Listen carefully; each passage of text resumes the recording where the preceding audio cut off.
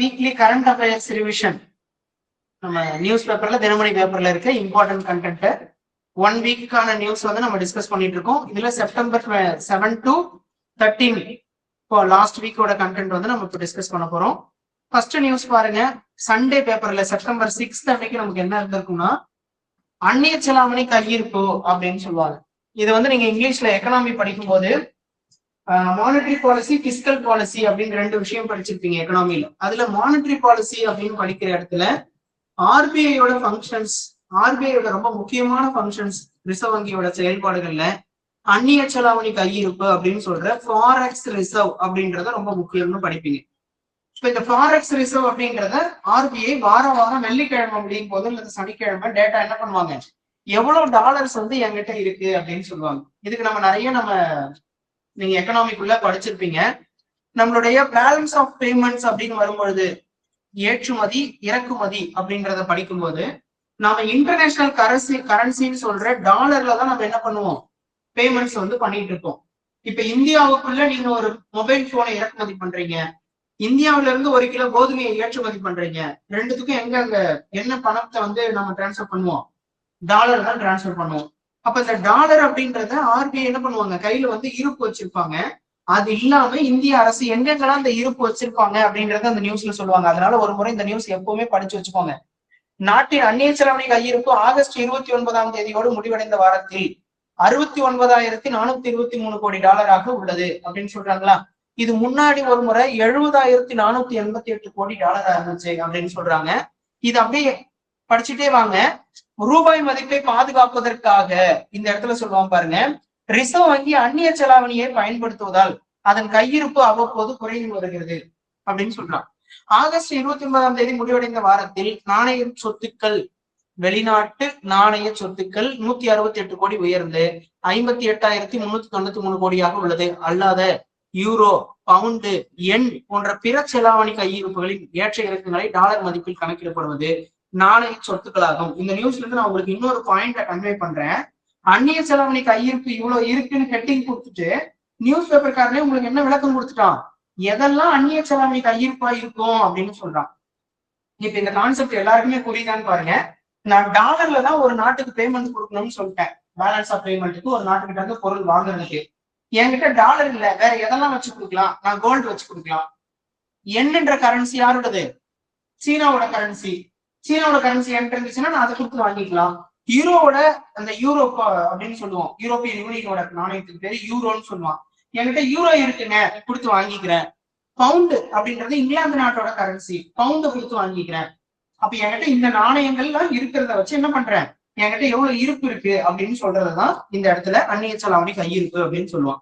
அந்த மதிப்பீட்டு வாரத்தில் தங்கத்தின் கையிருப்பு எத்தனை கோடி டாலர் உயர்ந்திருக்கு அப்படின்னு சொல்றான். அடுத்து சிறப்பு வரைவு உரிமங்கள் அப்படின்னு சொல்லுவாங்க, அது SDR, ஸ்பெஷல் டிராயிங் ரைட்ஸ் அப்படின்னு சொல்லுவாங்க. இது யாருக்கிட்ட நம்ம இருப்பு இருப்போம் அப்படின்னா IMF கிட்ட இருக்கும், இன்டர்நேஷனல் மானிட்டரி ஃபண்ட் கிட்ட. இப்ப இந்த நியூஸ்க்குள்ள எவ்வளவு ஃபேக்ட்ஸ் நீங்க கனெக்ட் பண்ணிக்கிறீங்கன்னு பாருங்க. ஃபர்ஸ்ட் பாயிண்ட் நான் ஆரம்பிச்சது, மானிட்டரி பாலிசி அப்படின்ற ஒரு முக்கியமான கொள்கையை யார் நிர்வகிப்பா, RBI. அந்த RBIயோட பணிகள்ல ரொம்ப முக்கியமான பணி ஃபாரெக்ஸ் ரிசர்வ் அப்படின்னு சொல்ற அந்நிய செலாவணி கையிருப்பு வச்சிருக்கிறது. அந்த அந்நிய செலாவணி கையிருப்பு அவன் எந்தெந்த ஃபார்மேட்ல வச்சிருப்பான், கோல்டா வச்சிருப்பான், யூரோவா வச்சிருப்பான், பவுண்ட் ஸ்டெர்லிங்கா வச்சிருப்பான், எண்ணா வச்சிருப்பான், டாலரா வச்சிருப்பான். ஓகேங்களா. IMF கிட்டே கொஞ்சம் ஸ்பெஷல் டிராயிங் ரைட்ஸ் வச்சிருப்பான். ஸ்பெஷல் டிராயிங் ரைட்ஸ்னா என்ன சார், இப்ப எனக்கு ஒரு 100 ரூபாய் தேவைப்படும், எப்பயாச்சும் ஒரு அவசரத்துக்கு தேவைப்படும். நான் என்ன பண்றேன், உடனே உங்ககிட்ட ஒரு 50 ரூபாய் கொண்டு வந்து என்கிட்ட காசு இருக்கும் போதே கொடுத்து, இந்த 50 ரூபாய் நீ கையில வச்சுக்கோ, இந்த 50 ரூபாய் எனக்கு தேவைப்படும் போது கொடு அப்படின்னு சொல்லி நம்ம 2 பேரும் என்ன பண்றோம், ஒரு துண்டு சீட்ல எழுதி கையெழுத்து போட்டு வச்சுக்கிறோம். அப்ப என் கையில இருக்க அந்த துண்டு சீட்டுக்கோட மீனிங் என்ன, நீங்க ஒரு படத்துல கூட பாத்துருப்பீங்கல்ல, ஒரு ரூபாய் நோட்ல பாதி எடுத்துட்டு போய் கொடுத்து அவங்களோட மொத்த பணத்தையும் கொடுப்பாங்கன்னு ஒரு கதை வரும்ல.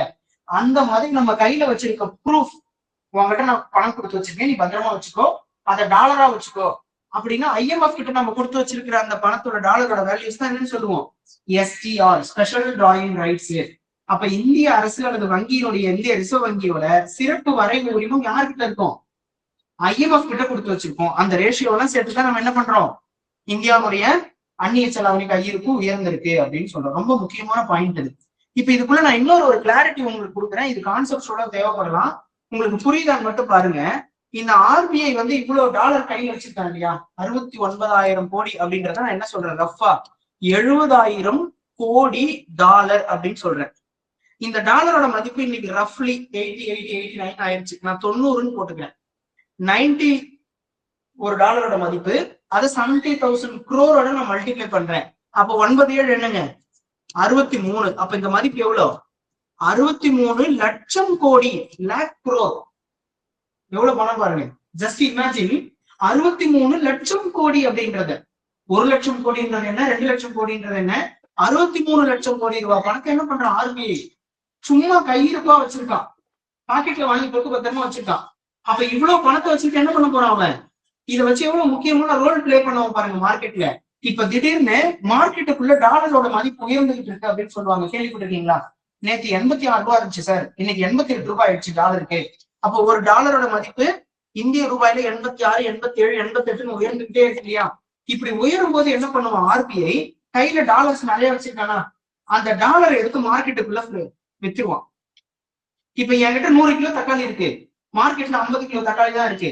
அப்ப நான் தக்காளியோட விலை 100 ரூபாய் ஆயிடுச்சுன்னு என் கையில இருந்த தக்காளி எடுத்து வித்தா என்ன ஆகும், மார்க்கெட்ல இருக்க தக்காளி விலையை குறைச்சிடுமா? அததான் ஆர்பிஐ பண்ணுவான். அது இந்த இடத்துல எக்ஸ்பிளைன் பண்ணியிருக்கான் பாருங்க. நிறைய உலகளாவிய பொருளாதார சூழல்களால் ஏற்படும் அழுத்தங்களுக்கு இடையே ரூபாய் மதிப்பை பாதுகாப்பதற்காக ரிசர்வ் வங்கி அந்நிய செலாவணியை பயன்படுத்துவார்கள் அப்படின்னு சொல்லியிருக்கான். ஓகேவா? இந்த நியூஸ்க்குள்ள நான் உங்களுக்கு ஒரு ரொம்ப முக்கியமான எக்கனாமிக் பெர்ஸ்பெக்ஷன்ஸ் கொடுத்துருக்கேன். நிறைய பாயிண்ட்ஸ் நீங்க இதுல இருந்து எடுத்துக்க முடியும். இந்த நியூஸ் வந்து கொஞ்சம் முக்கியமானதும் கூட. எக்கனாமியில நீங்க மானிட்டரி பாலிசி அப்படின்ற டாபிக் எடுத்து ஒரு முறை நல்லா படிச்சு பார்த்துட்டு இந்த நியூஸ் ஒரு முறை ரீட் பண்ணி பாருங்க. உங்களுக்கு சூப்பரா நிறைய விஷயங்கள் கிடைக்கிறதுக்கு வாய்ப்பு இருக்கும். நெக்ஸ்ட் நியூஸ் போயிடலாமா? பாருங்க, சென்னையில் கடல் வளங்களை பாதுகாக்க கடல்சார் உயரடுக்கு படை அப்படின்னு சொல்றாங்க அரசாங்கம் வந்து தகவல் கொடுத்திருக்காங்க.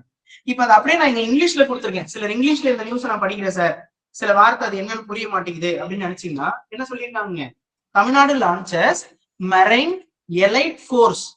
எதுக்காக, அதோட சேர்த்து ஒரு பாயிண்ட் சொல்லிட்டாங்க, first of its kind in India. அப்படின்னா என்ன அர்த்தம், இந்தியாவிலேயே முதல் முறையாக, first of its kind in India அப்படின்னு சொன்னா இந்தியாவிலேயே முதல் முறையாக Tamil Nadu launches marine elite force. என்ன சொல்லியிருக்கோம், கடல்சார் உயர் அடுக்கு படை. என்னங்க இது படை அப்படின்னு சொல்றது. இப்போ ஒரு எக்ஸாம்பிளுக்கு சொல்றேன், ஏன் நம்ம ரயில்வே ப்ரொடெக்ஷன் ஃபோர்ஸ்னு ஒண்ணு வச்சிருக்கோம் கவர்மெண்ட்ல. ரயில்வேல எந்த பிரச்சனை இருந்தாலும் நீங்க பாத்தீங்கன்னா ஒரு ரயில்ல டிராவல் பண்ணீங்கன்னா தெரியும், ஒரு சில கம்பார்ட்மெண்ட்ல ஆர்பிஎஃப் நடந்துகிட்டே இருப்பாங்க நைட்ல 10 மணிக்கு மேல. எதுக்காக அந்த ஆர்பிஎஃப் வச்சிருக்கோம், ரயில்வே ப்ரொடெக்ஷனை மட்டும் தனியா கவனிக்குது. எதுக்கு ஃபயர் டிபார்ட்மெண்ட் தனியா வச்சிருக்கோம், ஏதோ ஒரு ரெஸ்கியூ, ஏதோ ஒரு பிரச்சனை போய் பாக்குறதுக்கு வச்சிருக்கோமா. இப்ப அதை அப்படியே மீட் பண்ணி இதை படிச்சு பாருங்க, கடல்சார் வளங்களை பாதுகாக்க ஒரு புது ஆக்ஷன் போர்ஸ் நம்ம கிரியேட் பண்றோம். இப்ப இந்த நியூஸ் இப்ப படிச்சு பாருங்களேன், சென்னையில் கடல் வளங்களை பாதுகாக்கும் வகையில் தமிழ்நாடு கடல்சார் உயரடுக்கு படையை அமைக்க தமிழக அரசு சார்பில் நிதி ஒதுக்கீடு செய்யப்பட்டுள்ளது. இவங்க என்ன பண்ணுவாங்களாம், இது குறித்து தமிழக அரசினுடைய செயலாளர் சுப்ரியா சாமி என்ன சொல்றாங்க, நீலாங்கரை முதல் மெரினா வரை உள்ள கடற்கரை பகுதிகளில் ஆழி உருட்டி ஆமைகள் முட்டையிடும் முக்கிய பகுதியாகும். இந்த பகுதியில் நிகழாண்டில் இந்திய படகுகள், மீன்பிடி வலைகள், நெகிழிகள், மாசு ஆகியவற்றில் சிக்கி ஆயிரக்கணக்கான ஆமைகள் உயிரிழந்து கரை ஒதுங்கின. அப்ப இந்த ஆமைகள் இறப்பனை கட்டுப்படுத்துறதுக்கு என்ன பண்றேன், இதை வேட்டையாடவும் செய்வான் சில பேரு, சிலர் என்ன பண்ணிடலாம் தவறான நடவடிக்கைகள் மூலமாகவும் கொண்டுடுறான். இல்லீகல் ஆக்டிவிட்டிஸ் சொல்றது, இந்த வலையை பயன்படுத்தவே கூடாதுன்னு சொல்லுவாங்க, ஆனா அந்த வலையை அவன் பயன்படுத்துவான். அப்ப நாம என்ன பண்ணிக்கோ, அதுல மாட்டிட்டு உயிரிழந்து போயிடும். அப்ப இதெல்லாம் சட்டவிரோத நடவடிக்கைகளை கண்காணிச்சு அவனை கூட்டு போய், இப்ப நம்ம எப்படி போலீஸ் சொல்றோம், அங்க நீங்க விற்க கூடாதுன்னு சொன்னா விற்க கூடாது, கோயிலை பொருள் ஆன்ஸ் பொருள்லாம் விற்க கூடாதுன்னு விற்க கூடாது. ஒருத்தன் திருட்டுத்தனமா விற்கிறாங்க, யார் பிடிச்சிட்டு போறா, போலீஸ் பிடிச்சிட்டு போறாங்களா. அப்ப இங்க உயிரினங்களுக்கு பாதுகாப்பு, கடல் வளங்களை பாதுகாக்கிறதுக்கு நான் ஒரு சிறப்பு படையை உருவாக்கியிருக்கேன். புரியுதுங்களா? சொல்லுங்க. ஹலோ, கேக்குதுங்களா எல்லாருக்கும்?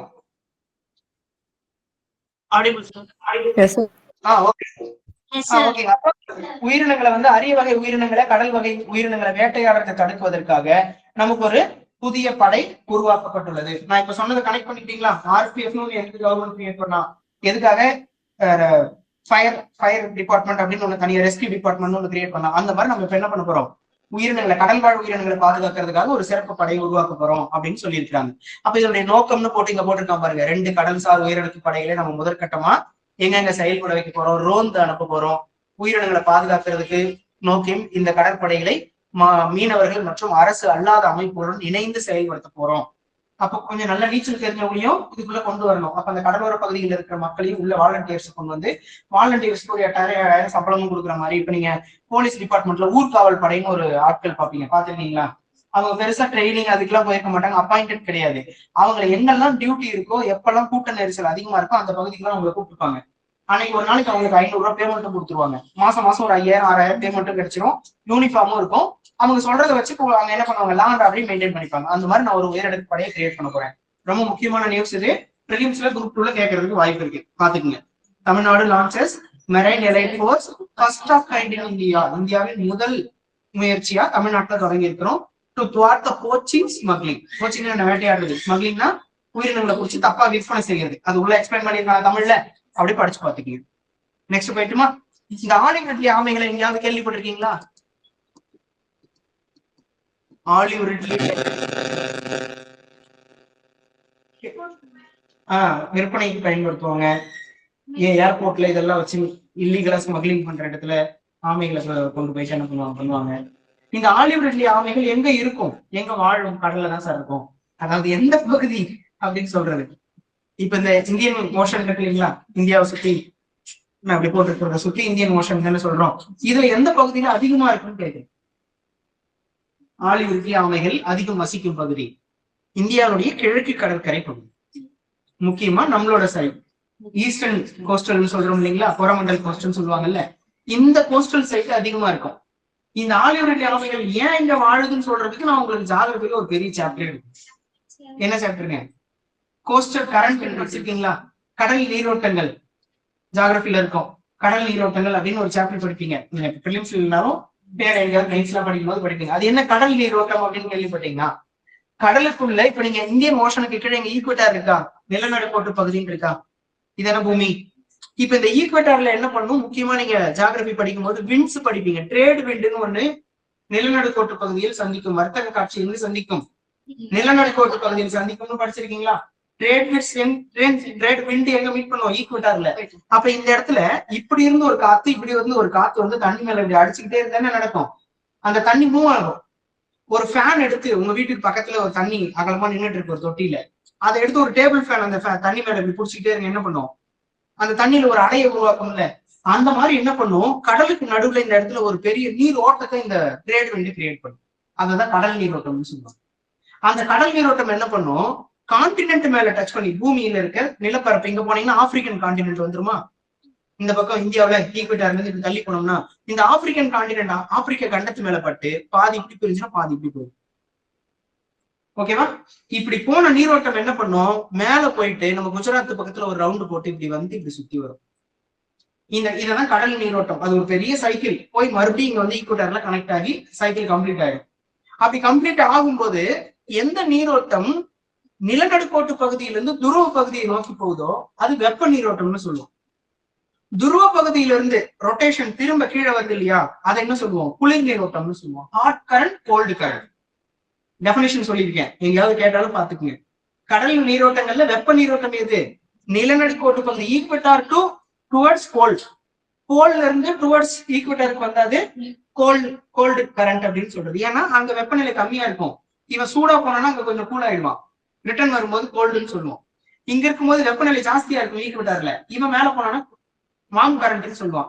அப்ப எங்கெல்லாம் பூமியில வார்ம் கரண்ட் இருக்கோ, பூமியினுடைய நீரோட்டங்கள்ல கடல் நீரோட்டங்கள்ல வெப்ப நீரோட்டம் எங்கெல்லாம் இருக்கோ அங்கெல்லாம் இந்த ஆலிவ் ரிட்லி ஆமைகள் அதிகமா இருக்கும். இப்ப ஜஸ்ட் நான் இங்க ஒரு வளைவு போட்டேன்ல, இப்படி போட்டிருக்கேன்ல, இங்க பாருங்க மறுபடியும் எல்லாரும் நான் இங்க வரைஞ்சிட்டு இருக்கேன். இந்த வரைஞ்சிருக்க இடத்துல எது ஹாட் எது கோல்டுன்னு சொல்லுங்க. இப்படி போயிட்டு இருக்கு, ஈக்குவேட்டர்ல இருந்து போலுக்கு போறது ஹாட் கரண்ட் சொன்னேன், போல்ல இருந்து ரிட்டர்ன் வர்றது கோல்டு. இப்ப போல்ல இருந்து மறுபடியும் எங்க போகுது, இப்ப ஹாட் கரண்ட் எங்க இருக்கு, eastern coast of Indian coastal regions. ஏன் ஆலிவ் ரிட்லி ஆமைகள் கிழக்கு கடற்கரையில் அதிகம் காணப்படுகின்றன அப்படின்னு ஒரு கொஸ்டின் கேட்டா நீங்க என்ன பண்ண, ஸ்டேட்மெண்ட் உங்களை choose the correct statement regarding olive ridley title அப்படின்னு ஒரு கொஸ்டின் கேட்கறான்னு வச்சுக்கோ, என்விரான்மெண்ட் கொஸ்டின் தான் அது, ஆனாலும் இங்க இருந்து தான் அந்த மாதிரி கேட்பான். அப்போ இந்தியாவின் ஆலிவ் ரிட்லி ஆமைகள் முழுவதுமாக கிழக்கு கடற்கரையில் காணப்படுகின்றன. ஸ்டேட்மெண்ட் கரெக்டா? இந்த பக்கமும் சிலது இருக்கும். இங்க 90 ஆமை இருக்கு, இங்க 10 ஆமை இருக்குன்றதுனால இங்க முழுசுமா ஈஸ்ட்லயே இருக்கணும் புரிஞ்சுக்க கூடாது. இங்க ஒரு 10 இடத்துல முட்டையிடும்னா அங்க ஒரு இடத்துல முட்டையிடும் தான், 10% இருக்கதான் செய்யும். ஏன்னா இந்த ரீஜனே வந்து என்ன, கோல்டு ரீஜன் கிடையாது, மொத்தமா ஹாட் ரீஜன் தான். அதனால இந்த கோல்டு கரண்ட் ஹாட் கரண்ட் ரொம்ப பெருசா பிரிக்க முடியாது. புரியுதுங்களா? ஆலிவ் ரிட்லி ஆமைகள் பின்னாடி இவ்வளவு பெரிய கதை அது எங்க இருக்குன்றதுலே. அப்ப இங்க வந்து எப்ப முட்டையிடும்னு பாருங்க, டிசம்பர் மாசம் குளிர்காலத்துல ஆரம்பிக்கும். ஆரம்பிச்சு பிப்ரவரி மாசம் முடிகிற வரைக்கும் எங்க வந்து முட்டையிடும்? கிழக்கு கடற்கரை முழுக்க முட்டையிடும். அந்த முட்டையிடுற ஆமைகள் முட்டையிட வரும்போதும் பிரச்சனை, முட்டையிட்டு கடலுக்குள்ள போகும்போதும் பிரச்சனை. அது சும்மா மண்ணை பறிச்சு என்ன பண்ணிடும், உள்ள முட்டையை போட்டு கிளம்பி போயிடும். நம்மளால தூங்கி எழுந்து அதுதான் வாக்கிங் போவான், அங்க போய் கபடி விளையாடுவான், மாரத்தான் நடத்தணும்வான், கடற்கரையில என்ன அட்டுவழி பண்ணிட்டு இருக்கானுங்க. அப்ப என்ன ஆகுது, இங்க லட்சக்கணக்கான ஆமை குட்டிகள் அந்த முட்டைகள்ல இருந்து வர வேண்டிய இடத்துல இருந்து நம்பர்ஸ் நிறைய குறைஞ்சு போயிடுது. சோ அதுக்குதான் நம்ம என்ன பண்ணிருக்கோம், இந்த ஆலிவ் ரெட்லி ஆமைகளை பாதுகாக்கிறதுக்காக ரொம்ப முக்கியமான ஒரு டாஸ்க் போர்ஸ் இங்க நம்ம கிரியேட் பண்ணிருக்கோம், ஸ்பெஷல் போர்ஸ். புரியுதுங்களா?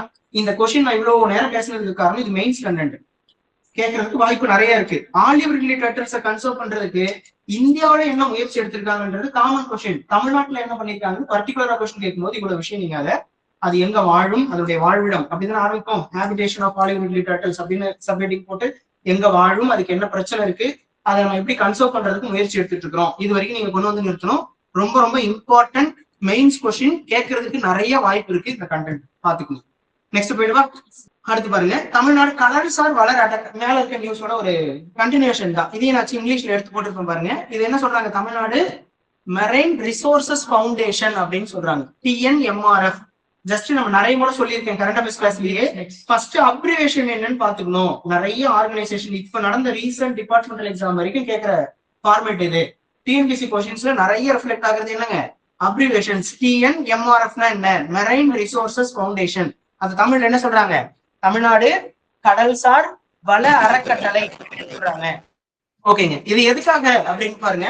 Was launch by Tamil Nadu government on September 9. நம்ம செப்டம்பர் 6க்கு அப்புறம் இருக்கிற கரண்ட் அஃபேர்ஸ் தான் பார்த்துட்டு இருக்கோம். செப்டம்பர் 9 தான் இதை தொடங்குறாங்க. This foundation aims to protect and restore marine biodiversity. நீங்க என்ன சொல்றாங்க, ப்ரொடெக்ட்னா என்ன, பாதுகாப்பு. ரீஸ்டோர்னா மறுகட்டமைப்பு அல்லது மீட்சி, மீட்சி அடைச்சது எதை, மரைன் பயோடைவர்சிட்டி, கடல்சார் பல்வகைத்தன்மை அப்படின்னு சொல்லுவோம் இல்லைங்களா, பல்வகைத்தன்மை, உயிரி பன்வகைத்தன்மை. அந்த தன்மையை வந்து நான் என்ன பண்ண போறோம், ரீஸ்டோர் பண்ண போறோம். எப்படி சார் ரீஸ்டோர் பண்ணுவீங்க? இதுக்கு நம்ம போன வருஷத்துல 2024 ஸ்டேட் கவர்மெண்ட் கொடுத்த பட்ஜெட்ல கொடுத்த ஒரு ஸ்கீமையும் இதோட கனெக்ட் பண்ணிக்கணும். நெய்தல் மீட்சி இயக்கம் அப்படின்னு ஒண்ணு கொடுத்தாங்க. மீட்சி ரீஸ்டோரிங் வருதா. நெய்தல்னா என்ன, கடல்சார். மீட்சின்னு ஒரு திட்டம் வச்சிருக்காங்களா. இங்க என்ன சொல்றாங்க, protect and restore marine biodiversity அப்படின்னு சொல்றாங்க. அப்போ கடல் வளங்களை, கடல்சார் வளங்களை எப்படி நான் மீட்சி செய்ய போறேன். தமிழ்நாட்டினுடைய கடற்கரை மிக நீளமான கடற்கரை இருக்கு அப்படின்னு சொல்றோமா. இதுல எனக்கு திடீர்னு ஒரு ஃபேக்ட் கனெக்ட் ஆச்சு, எனக்கு எக்ஸாக்ட் நம்பர் தெரியல, நீங்க ஒரு முறை புக்ல செக் பண்ணிக்கோங்க. இந்தியாவின் அதிக நீள கடற்கரைகளை கொண்ட மாநிலம் முதலிடம் எது, 2ஆம் இடம் எது, 3ஆம் இடம் எதுன்னு செக் பண்ணி வச்சுக்கோங்க. எனக்கு எக்ஸாக்ட் நம்பர் நான் இங்க கொஞ்சம் ரிமைண்ட் பண்ண முடியல. 650 கிலோமீட்டரா 670 கிலோமீட்டரா ஏதோ சம்திங் இருக்கும், நீங்க கொஞ்சம் செக் பண்ணிக்கோங்க. சாரி, அந்த டேட்டாவை நீங்க பாத்துக்கங்க. இப்ப நம்ம என்ன பண்ண போறோம், போன வருஷம் நெய்தல் மீட்சி இயக்கம் அப்படின்ற ஒரு திட்டத்தின் மூலமா இந்த கடற்கரை ஓரங்கள் முழுக்க எங்கெல்லாம் கடல் அரிப்பு ஏற்படுது, அந்த மண் அரிப்பை கட்டுப்படுத்துறதுக்கு என்ன முயற்சி எடுக்கிறோம். மீன்பிடி மக்களுடைய அந்த வாழ்வாதாரம் பாதிக்கப்படாம இருக்கணும்ன்றதுக்காக நம்ம என்ன பண்றோம், தூண்டில் வளைவு அப்படின்னு ஒரு ஏரியா, ஒரு கன்ஸ்ட்ரக்ஷன் மேக் பண்ணுவாங்க. தூண்டில் வளைவுனா நீங்க கடலுக்குள்ள கொஞ்சம் தூரம் அதை நடந்து போற மாதிரி இருக்கும். நீங்க நிறைய படங்கள்ல இதெல்லாம் பார்த்துக்க முடியும். அங்க போய் என்ன பண்ணுவாங்கன்னா, படகு இல்லாத மீன்பிடி, படகு இல்லாத அதுக்கான வாய்ப்பு இல்லாத மீனவர்கள் அந்த கொஞ்ச தூரம் உள்ள நடந்து போய் உட்கார்ந்து அந்த தூண்டில் போட்டு மீன் பிடிப்பாங்க. அப்ப தூண்டில் வளைவுன்னு சொல்லுவாங்க. அது அந்த நெய்தல் மீட்சி இயக்கத்தின் மூலமா கடற்கரைகள்ல எங்க அரிப்பு ஏற்படுது, அந்த மீனவர்களுக்கு தேவையான சில கட்டமைப்புகளை உருவாக்குறது. இது இல்லாம கோரல் ரீப்ஸ் அப்படின்னு சொல்லுவாங்க, பவளப்பாறைகள் அப்படின்னு சொல்லி. கடலுக்குள்ள இந்த பவளப்பாறைகளை என்ன சொல்லுவாங்கன்னா, நம்ம நிலப்பகுதியில ரொம்ப பசுமையான, ரொம்ப ஒரு நல்ல பயோடைவர்சிட்டி செட்டப்லாம் சூப்பரா இருக்கிற இடம்னா எதை சொல்லுவோம், நிலத்துக்குள்ள எவர்கிரீன் ஃபாரஸ்ட்னு ஒண்ணு படிப்பீங்கல்ல, பசுமை மாறா காடுகள். அப்ப அந்த பசுமை மாறா காடுகள் இந்த நிலப்பகுதிக்கு எவ்வளவு முக்கியம், அதிக மழை, உயிரினங்கள் எல்லாமே இருக்கிறதுல. அந்த மாதிரி நிலப்பகுதியில இருக்க கான்டினென்ட்ல இருக்கிற எவர்கிரீன் ஃபாரஸ்டுக்கு ஈக்குவலானது இந்த கடலுக்குள்ள இருக்கிற பவளப்பாறைகள்னு சொல்றோம். ஏன்னா பவளப்பாறைகள் எங்க இருக்கும்னா, இந்த கடல் ஆரம்பிக்கிற இடத்துல இருந்து கான்டினென்ட்டை பத்தி, இந்த ஷோரை பத்தி எல்லாம் படிக்கும்போது நீங்க ஜியாகிரபில கான்டினென்டல், இங்க கடல் இருக்கு, அலை ஆரம்பிக்குது, இங்க நம்ம நின்றுட்டு இருக்கோம் அப்படின்னா கான்டினென்டல் ஷெல்ஃப் அப்படின்னு சொல்லுவாங்க. கொஞ்சம் தூரம் ஷெல்ஃபே 50-60 கிலோமீட்டர் நீளத்துக்கு இருக்கும் கடற்கரையில ஆரம்பிச்சு. ஷெல்ஃபுக்கு அப்புறம் தான் ஸ்லோப் ஆரம்பிக்கும், ஸ்லோப்புக்கு அப்புறம் தான் ட்ரென்ச் ஆரம்பிக்கும். ட்ரென்ச்னா அழி, ஆழம்.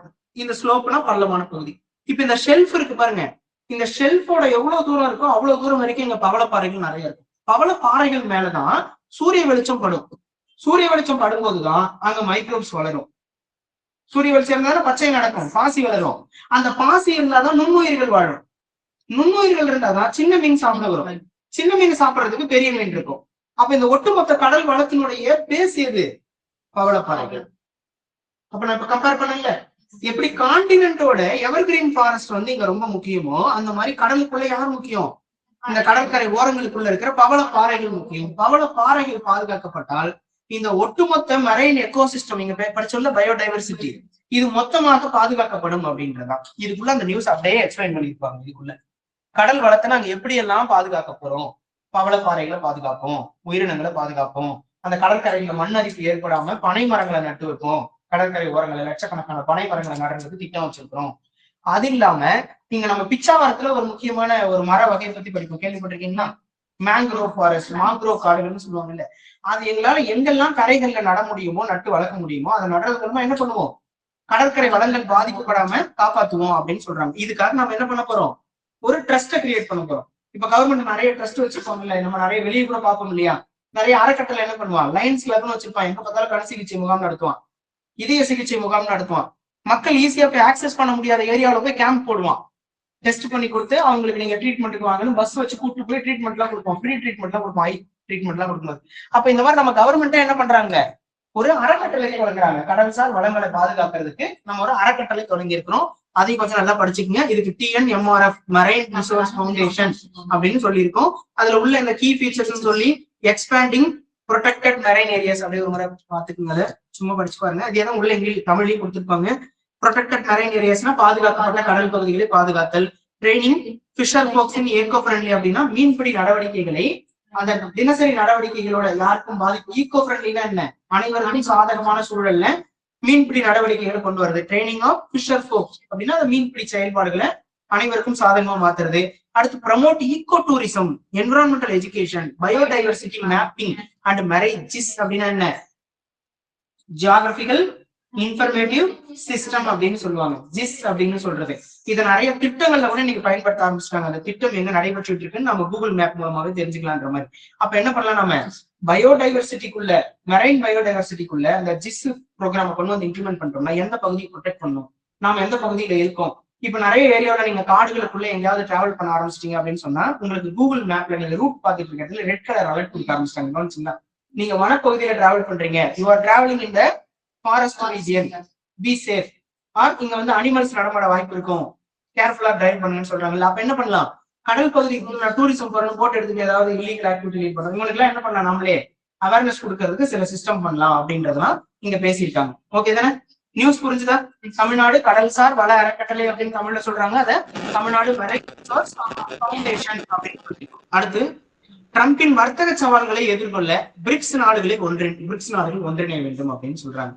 ஆக்சுவலா நான் இதை உங்களுக்கு போன வாரத்து கிளாஸ்லயே அதுக்கு முன்னாடியே சொல்லியிருப்பேன்னு நினைக்கிறேன். ஒரு முறை ட்ரம்ப் வந்து நமக்கு 50% டாக்ஸ் இதெல்லாம் போட்டாருன்னு சொல்லும் போதே அவருக்கு ரொம்ப எரிச்சலான விஷயமே பிரிக்ஸோட கூட்டமைப்பு தான். ஏன்னா உலகின் மிகப்பெரிய பொருளாதாரம் அப்படின்னு எடுத்துக்கிட்டோம்னு வச்சுக்கோங்களேன், இப்ப யூஎஸோட பொருளாதாரம் தான் உலகின் மிகப்பெரிய பொருளாதாரம் சொல்றான். செகண்ட் பிளேஸ்ல சைனா இருக்கு.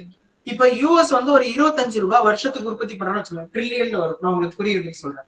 செகண்ட் பிளேஸ்ல இருக்க சீனா ஒரு 15 ரூபாய் உற்பத்தி பண்றான். இப்ப இந்தியா 5 ரூபாய் நோக்கி போயிட்டு இருக்கான், பிரேசில் 5 ரூபான்னு போயிட்டு இருக்கான். இந்த பிரிக்ஸ் குள்ள இருக்கான்ல ரஷ்யா, அவன் ஒரு முக்கியமான பொருளாதாரமா இருக்கான். இப்ப இவனுங்க என்ன பண்றானுங்க, இந்த கீழே இருக்க நாடுகள் எல்லாம் சேர்ந்துக்கிட்டு பிரிக்ஸ் ஒரு கூட்டமைப்பு உருவாக்கிட்டான். Brazil, Russia, India, China, South Africa, அதோட சேர்ந்து ஒரு 5 நாடுகள் உள்ள உறுப்பினரா சேர்த்துக்கிட்டோம்னா ஒரு 10 பேருக்கு மேலே உறுப்பினர் ஆயிட்டான். இவனுங்க எல்லாம் சேர்ந்து என்ன பண்ண போறான், இப்போ யூஎஸ் விட அதிகமான மதிப்புடைய பொருளாதாரத்துல ஈடுபட்டு இருக்கானா.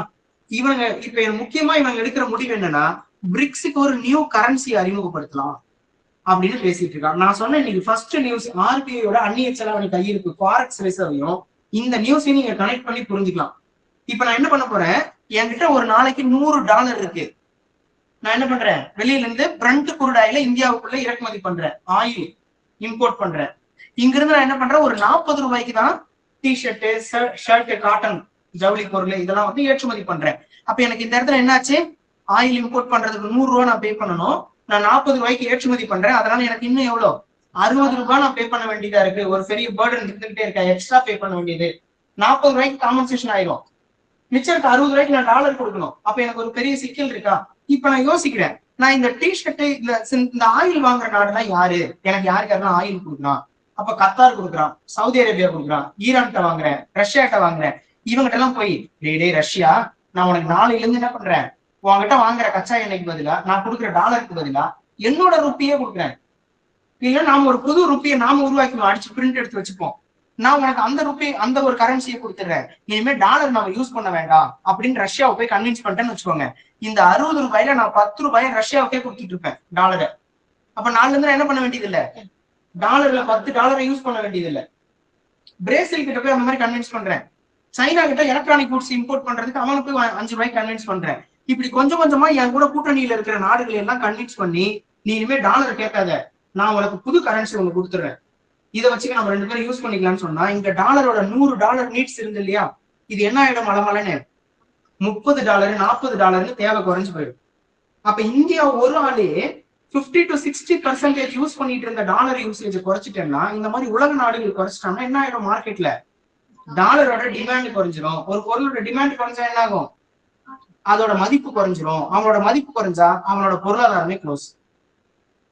ட்ரம்ப் நம்மளை பார்த்து அவ்வளோ எரிச்சல் அடைகிறதுக்கு முக்கியமான காரணம், டாலர் விட்டு வெளியே போறதுக்கு நம்ம எடுத்துக்கிட்டு இருக்கிற முயற்சி. அத டீடாலரைசேஷன் அப்படின்னு சொல்லுவாங்க. சரிங்களா? டீடாலரைசேஷன், டாலருக்கு மாற்று நாணயத்தை பயன்படுத்தி வர்த்தகத்தில் ஈடுபடுதல். ரொம்ப முக்கியமான பிரச்சனையே இதுதான். இதுக்கு பின்னாடி அவர் டாக்ஸ் நாம போடுறோம், இதெல்லாம் இத்தனை வருஷமா போடலையா, இந்தியா தான் உலகிலேயே அதிகமா டாக்ஸ் விதிக்குது அப்படின்லாம் குற்றம் சாட்டிட்டு இருக்காரு. இதெல்லாம் இத்தனை வருஷம் இல்லாமல இருந்துச்சு, இன்னைக்கு என்ன உனக்கு திடீர்னு பிரச்சனைனா, இன்னைக்குதான் இவங்க ரொம்ப சீரியஸா என்ன பண்றாங்க, ஒரு மாற்று நாணயத்தை நம்ம பயன்படுத்தணும்ன்றத பத்தி விவாதிக்க ஆரம்பிச்சுட்டான். எதுக்கு டாலரையே கட்டி அழிக்கணும், நீ அவ்வளவு திமிர் பிடிச்சி பத்திரீங்கல்ல, உனக்கு நாங்க என்ன பண்றோம், வேற மாற்று ஒண்ணை உருவாக்கி உனக்கு கவுண்டர் பண்றோம்னு ஆரம்பிக்கும் போது அந்த அளவுக்கு பயங்கர எரிச்சலாது. ஓகேங்களா? இப்ப அப்படி நம்ம என்ன பண்ணலாம், பிரிக்ஸ பத்தி ஒரு முறை அதோட பேக்ரவுண்ட் மட்டும் செக் பண்ணி வச்சுக்கோங்க. பிரிக்ஸ்ல எவ்வளவு மெம்பர்ஸ் இருக்காங்க, இனிஷியலா 5 மெம்பர்ஸ் இருந்தாங்க அப்படின்னு பாப்போம். எப்ப ஆரம்பிச்சாங்க, 2009ல இந்த பிரிக்ஸ் அப்படின்றத ஆரம்பிச்சிருப்பாங்க. ஆரம்பிக்கும் போது இதுல எவ்வளவு பேர் இருந்திருப்பாங்க, நான் முன்னாடி ஒரு கிளாஸ்ல எக்ஸ்பிளைன் பண்ணிருக்கேன், அதனால ஷார்ட்டா ஸ்கிப் அடிச்சிருக்கேன். ஆரம்பிக்கும் போது இந்த பிரிக் அப்படின்னு தான் சொல்லுவாங்க, பிரேசில், ரஷ்யா, இந்தியா, சைனா. 2009ல ஒரே வருஷத்துல 2010ல இதுல சவுத் ஆப்பிரிக்காவை கொண்டு வந்துருவாங்க. அப்ப அது பிரிக்ஸ் அப்படின்னு மாறிடும். அதுக்கப்புறம் என்ன பண்ணிருவாங்க, கொஞ்சம் கொஞ்சமா இப்ப 2018-19க்கு அப்புறம் தான் இதுல புது உறுப்பினர்களை கொண்டு வர்றதுக்கு ரெசல்யூஷன் எல்லாம் பாஸ் பண்ணிட்டு 2022ல தான் முடிவெடுத்திருப்பாங்க Egypt, Ethiopia, Iran, Saudi Arabia, United Arab Emirates BRICS குள்ள கொண்டு வராங்க. பாருங்க, நான் இப்பதான் கொஞ்சம் முன்னாடி சொல்லி முடிச்சேன், நமக்கு முக்கியமா ஆயில் சப்ளை பண்ற நாடு கூட எங்க இருக்கான் பாருங்க, Iran, Saudi Arabia, United Arab Emirates, எகிப்து. இப்ப இவெல்லாம் நம்ம கூட சேர்ந்துட்டு நம்ம ஒரு மாற்று நாணயத்தை பயன்படுத்துறதுக்கு சப்போர்ட் பண்றோம்னா என்ன ஆயிரும், டாலரோட டிமாண்ட் குறைஞ்சு போயிடும். இப்ப இன்னைக்கு கோல்டு வாங்கி நம்ம கூச்சிக்கிட்டே இருக்கோங்க, நாளைக்கு என்ன பண்றோம், கோல்டை விட இது ஒரு ப்ரீசியஸ் மெட்டல்னு ஒண்ணு கொடுத்துட்டான்னு வச்சுக்கோங்க. அப்ப கோல்டுக்கு என்ன ஆயிருது, ஒரு பெரிய வேல்யூ இல்ல, மதிப்பு இல்ல அப்படின்னு ஆயிடுச்சுன்னா என்ன ஆயிரும், நம்மளோட முதலீடு எல்லாம் காலி. அப்படித்தான் டாலர் அவன் என்ன பண்ணி வச்சிருக்கான், ஒரு இன்டர்நேஷனல் கரன்சின்ற ஒரு பெரிய ஸ்டேட்டஸ்ல நிக்க வச்சிருக்கான். அதை உடைக்கிறதுக்கு நம்ம இங்க இந்த பக்கம் வேற வேற வேலைகளை பார்த்துட்டு இருக்கோம். ஓகேவா? இது ரொம்ப முக்கியமான ஆர்கனைசேஷன். இதுல கொஸ்டின் இருக்கிறதுக்கு வாய்ப்பு இருக்கு. மேல அந்த மாநாட்டுல பேசினதெல்லாம் கொஞ்சம் அங்க டிஸ்கஸ் பண்ணிருக்காங்க. அப்படி நெக்ஸ்ட் நியூஸ் போயிடலாமா?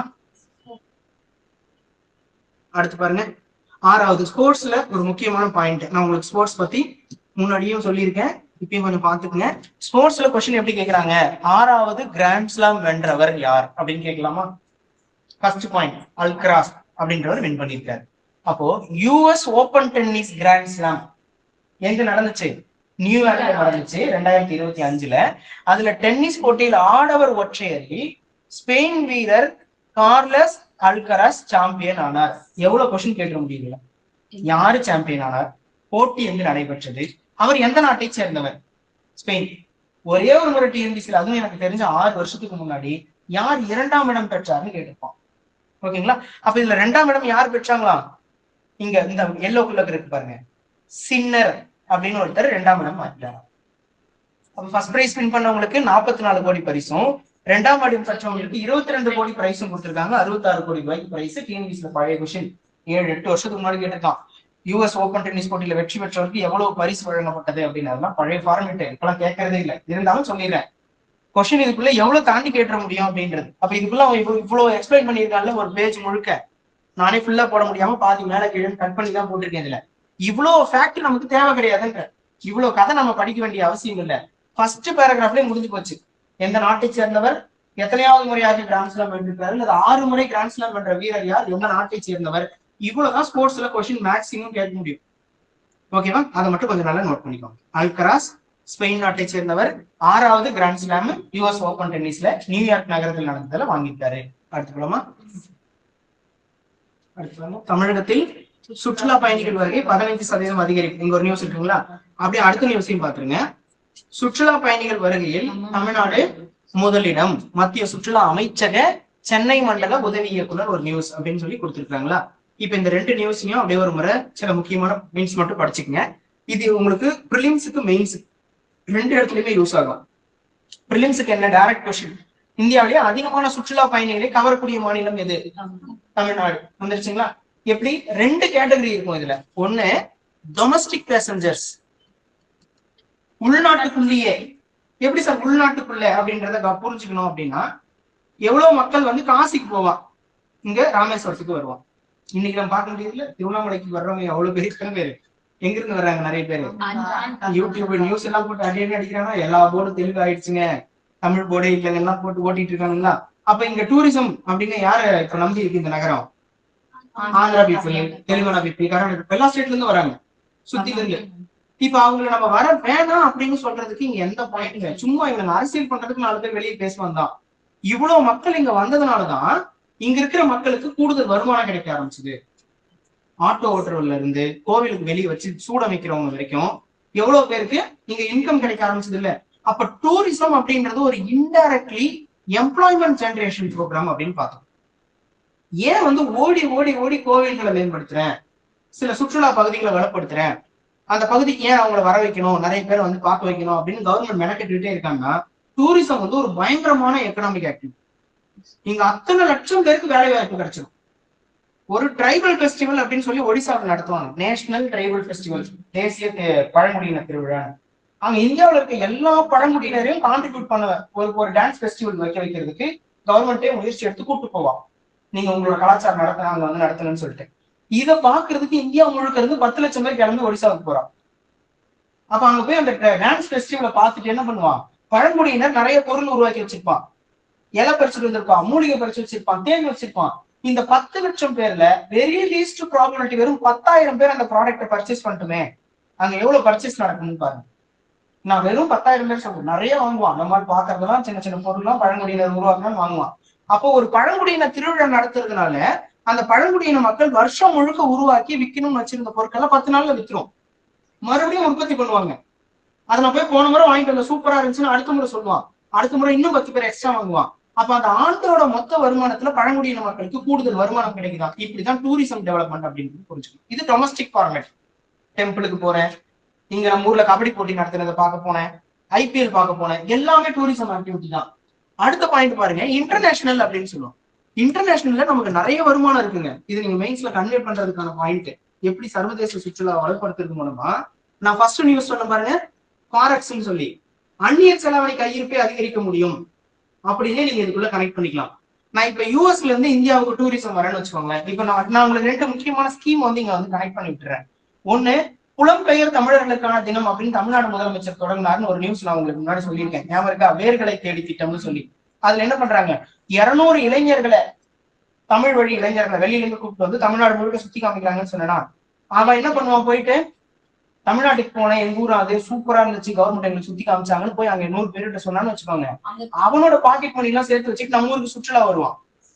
இந்த 200 போயிட்டு அடுத்த வருஷம் 10 மடங்கா கூப்பிட்டு வருவான், 2000 பேரை கூப்பிட்டு வருவான். இப்ப பிரதமர் என்ன பண்ணுவாருன்னு பாத்தீங்கன்னா, பிரதமர் வெளிநாட்டு பயணம் அப்படின்னு போனாருன்னா, நீங்க அந்த நியூஸ் நல்லா கவனிக்கலாம். கடைசியா அமெரிக்க வாழ் இந்தியர்கள் மத்தியில் உரையாற்றினார்னு இருக்கும். லண்டன் வாழ் இந்தியர்கள் மத்தியில் உரையாற்றினார். பிரதமர் எங்க போனாலும் பேசுவார்.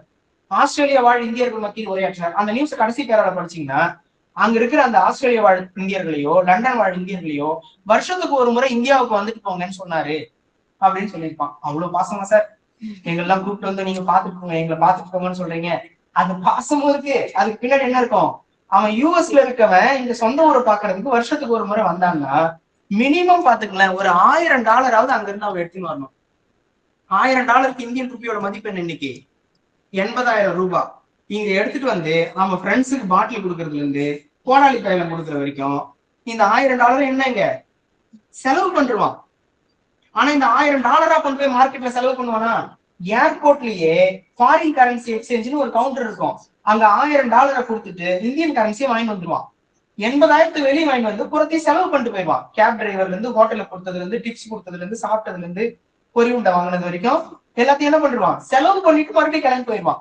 அப்ப அவன் கொண்டு வந்து $1000 என்ன பண்ணிட்டாங்க? கவர்மெண்டோட ஏஜென்சியில உள்ள கொடுத்துட்டான். அந்த மாதிரி 1 லட்சம் பேர் வந்தா இன்ட்டு $1000 கவர்மெண்ட்டுக்கு சும்மா வந்துச்சான்? சும்மா வந்துச்சு. எந்த முதலீடும் கிடையாது. நான் ஒரு 50,000 கோடி முதலீடு போட்டு அமெரிக்க நிறுவனத்தை இந்தியாவுக்கு வர வைத்தேன், நீங்க பட்டமே கட்டிக்க வேண்டாம். நான் 1 லட்சம் பேரை வெளிநாட்டுல இருந்து டூரிசம்க்கு இந்தியாவுக்கு கூப்பிட்டு வந்தேன்னா அந்த 50,000 கோடி ரூபாய் மதிப்புல அவனே பணத்தை கொண்டு வந்து இந்தியாவுக்குள்ள கொடுத்துட்டு போயிடுவான். செலவு பண்ணிட்டு போயிடுவான். புரியுதுங்களா? ₹1 அவன் இங்க இருந்து எடுத்துட்டு போக மாட்டான். அவன் கொண்டு வந்த காசு நான் $1000 சொல்றதுன்னா சும்மா யூஎஸ்ல இருந்து வரவனுக்கு. இந்த மாதிரி அவன் 100 மடங்கு செலவு பண்ணிட்டு போறது கூட வருவான் இங்க ஏதாவது ஒரு விசேஷத்துக்கு வந்தான்னா. அப்போ ஒரு டூரிசம் டெவலப்மெண்ட் அப்படின்றது ஒரு நாட்டோட பொருளாதாரத்துக்கு எவ்வளவு முக்கியமானது. எங்க வரைக்கும் கனெக்ட் பண்ணிட்டு பாருங்க, ஃபாரெக்ஸ் ரிசர்வ் வரைக்கும். ஒரு நாட்டின் அந்நிய செலாவணி கையிருப்பை எவ்வாறு அதிகரிக்கலாம்னு கேட்டா ஒரு சப்ஹெட்டிங் போட்டு டூரிசம் சுற்றுலா நடவடிக்கைகள் மூலம் அதிகரிக்கலாம்னு சொல்லிட்டு எழுதிட்டு போயிட்டே இருக்கும். ஓகேங்களா? அப்ப இங்க 2 பாயிண்ட் கொடுத்துருக்காங்க. ஒண்ணு, 15% அளவிற்கு தமிழ்நாட்டுக்கு வர்ற சுற்றுலா பயணிகளோட எண்ணிக்கை அதிகரித்திருக்கு. தமிழ்நாட்டை நோக்கி நிறைய சுற்றுலா பயணிகள் வராங்க, அதுக்கான கட்டமைப்பு உருவாக்கிட்டு இருக்கிறோம்னு அமைச்சர் ராஜேந்திரன் பேசியிருக்கிறாரு. அடுத்த பாயிண்ட்ல, அடுத்த நியூஸ்ல பாருங்க, சுற்றுலா பயணிகள் வருகையில் தமிழ்நாடு முதலிடத்துல இருக்குன்னு யார் சொல்றா? மத்திய சுற்றுலா அமைச்சகத்தோட சென்னை மண்டல, அந்த ரீஜினல் டைரக்டர் ஒருத்தர் இருப்பாங்க இல்லைங்களா, அந்த சென்னை மண்டல உதவி இயக்குனர், அசிஸ்டன்ட் டைரக்டர்னு சொல்றாரு, டேட்டா கொடுக்குறாரு. அவர் என்ன சொல்றாருன்னு பாருங்க. கடந்த 2024 ஆண்டில் 99.5 லட்சம் வெளிநாட்டு பயணிகள் இந்தியாவுக்கு வந்தனர். 2024 பத்தி ஒரு டேட்டா சொல்றாரு. இந்தியாவுக்கு வந்த மொத்த பயணிகள்ல 11.61 லட்சம் பேர் தமிழ்நாட்டில் சுற்றி பார்த்தனர். இன்டர்நேஷனல் பேசஞ்சர்ஸ் எவ்வளவு பேர் வந்திருக்காங்க. அடுத்து தமிழ்நாட்டில் உள்நாட்டு சுற்றுலா பயணிகள் 3.06 கோடி பேர் வந்து சென்றுள்ளனர். பாருங்க, கிட்டத்தட்ட 3.25 கோடி பேரு தமிழ்நாட்டுக்குள்ள என்ன பண்ணிருக்காங்க? சுற்றுலாவுக்கு வந்துட்டு போயிருக்கிறாங்க. அப்ப அந்த பயணிகள் சில ஆண்டுகளாக சுற்றுலா பயணிகள் வருகையில் தமிழ்நாடு முதலிடத்தில் உள்ளது என்று அந்த உதவி இயக்குனர், மத்திய அரசோட சுற்றுலா அமைச்சகத்தினுடைய சென்னை மண்டல அதிகாரி என்ன சொல்றாங்க? டேட்டா நமக்கு கொடுத்துருக்காங்க. அப்ப இது டைரக்ட் கொஸ்டின் கேட்பானா? இந்தியாவிலேயே அதிக சுற்றுலா பயணிகளை கவரக்கூடிய மாநிலம் எது? சூஸ் தி ஆப்ஷன் அப்படின்னு கேட்டுருவானா? ஏன்னா இது 2 வருஷத்துக்கு முன்னாடி யூபி ஃபர்ஸ்ட் பிளேஸ்ல இருந்தான். ஓகேங்களா? இப்ப இன்னும் நமக்கு 2024-25 டேட்டா தான் வரல. இது கொஞ்சம் முன்னாடியே வந்த டேட்டா. 25க்கு அப்புறமே இந்த டேட்டா மாறி இருக்குன்னு கூட சொல்றாங்க. ஏன்னா அங்க இப்போ யூபியில வந்து இந்த ராமர் கோயில்னு ஒண்ணு திறந்ததுக்கு அப்புறம் அங்க ஒரு நாளைக்கு 1.5 லட்சம் பேர் 2 லட்சம் பேர் போயிட்டு இருக்காங்க அப்படின்னு சொல்றாங்க. அப்ப பயணிகளோட எண்ணிக்கை ஒரு மாசத்துக்கு எவ்வளவு கவுண்ட், வருஷத்துக்கு ஒரு கவுண்ட் நாங்க இன்க்ரீஸ் ஆகுமா? அந்த மாதிரி நம்பர்ஸ் வந்து இன்க்ரீஸ் ஆயிட்டு இருக்கும். யூபி மறுபடியும் இதை கம்ப்ளீட் பண்றதுக்கு வாய்ப்பு இருக்குன்னு சொல்லுவாங்க. அவ்வளவு தூரம் போக வேண்டாம். இந்த வருஷத்துக்கு நமக்கு இதான் ஃபேக்ட். 2024 டேட்டா கம்ப்ளீஷன் படி இந்தியாவிலேயே அதிகமான பயணிகளை ஈர்த்த, சுற்றுலா பயணிகளை ஈர்த்த மாநிலம் உள்நாட்டு பயணிகள் மற்றும் வெளிநாட்டு பயணிகள்ல தமிழகம் தான் முதலிடத்துல இருக்கு. டேட்டா கொடுத்துட்டாங்க. ஃபேக்சுவல் கண்டென்ட் கொஸ்டின் கேட்க நிறைய வாய்ப்பு இருக்கு. தமிழ்நாடு எந்தெந்த துறைகள்ல அதிகம் சாதிக்குதுன்னு எங்கேயாவது நியூஸ் போற போக்குல பேசிட்டு போயிடுவாங்க. அது கொஸ்டின் பேப்பர்ல இருக்கும். ப்ரிலிம்ஸ்ல இருக்கலாம், மெயின்ஸ்லயே இருக்கலாம். அது வச்சுக்கோங்க. அடுத்து போயிடலாமா? அடுத்து பாருங்க, இது ஒரு ஆபரேஷன் சிந்தூர்ல எங்களோட பங்கு என்ன அப்படின்னு இஸ்ரோ தலைவர் பேசியிருக்கிறாரு. அது ரொம்ப நாளா பேசிட்டு இருக்காங்க. அதனால நான் இந்த லைன் வரைக்கும் எதையுமே ஹைலைட் பண்ணல. ஓகேங்களா? 24 மணி நேரமும் இஸ்ரோ வந்து ராணுவத்துக்கு எவ்வளவு சப்போர்ட் பண்ணோம், 24/7 நாங்க ஒரு வாரம் தூங்காம ராணுவத்துக்கு சப்போர்ட் பண்ணி ஆபரேஷன் சிந்தூர் நாங்க சக்சஸ் பண்ணோம் அப்படின்னு இஸ்ரோ தலைவர் பேசுறாரு. இப்ப இஸ்ரோ தலைவர் யாரு?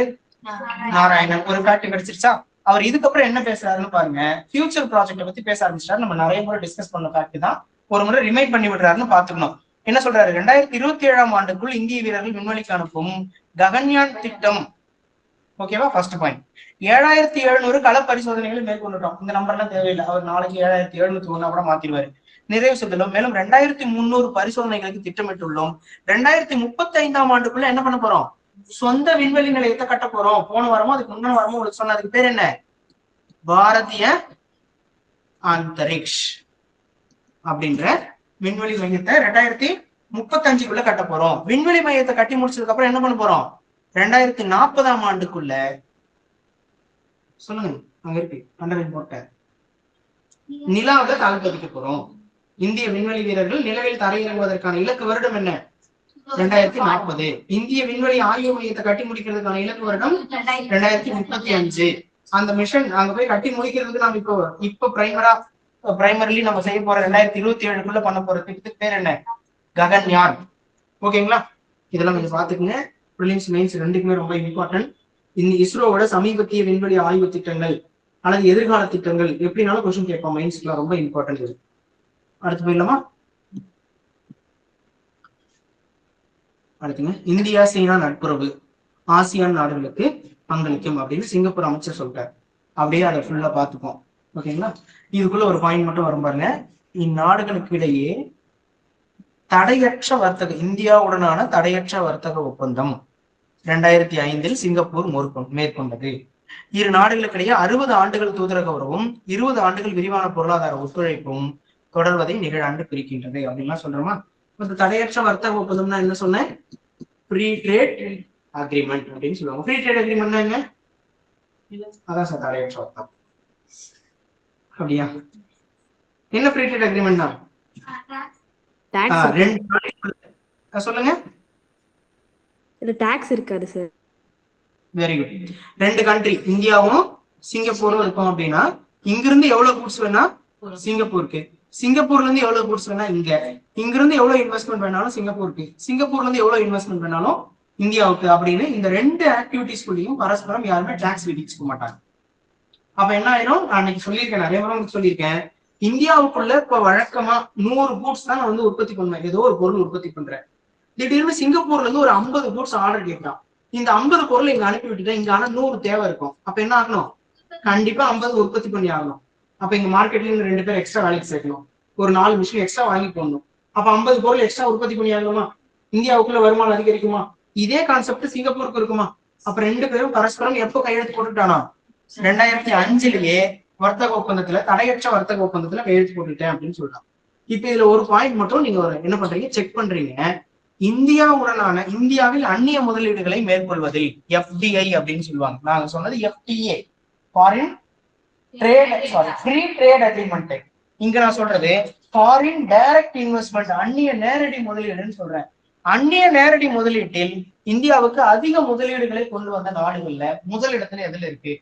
சிங்கப்பூரா, மொரிஷியஸா, ஜப்பானா, ஆஸ்திரேலியாவா? Singapore and Mauritius second place. Very good. இப்ப ஏன் அதை கனெக்ட் பண்றேன்னு புரியுதுங்களா? நம்ம 2 பேரும் தடையற்ற வர்த்தக ஒப்பந்தத்துல கையெழுத்து போட்டதுனால அங்கிருந்து நமக்கு நிறைய முதலீடுகள் இங்க வருது.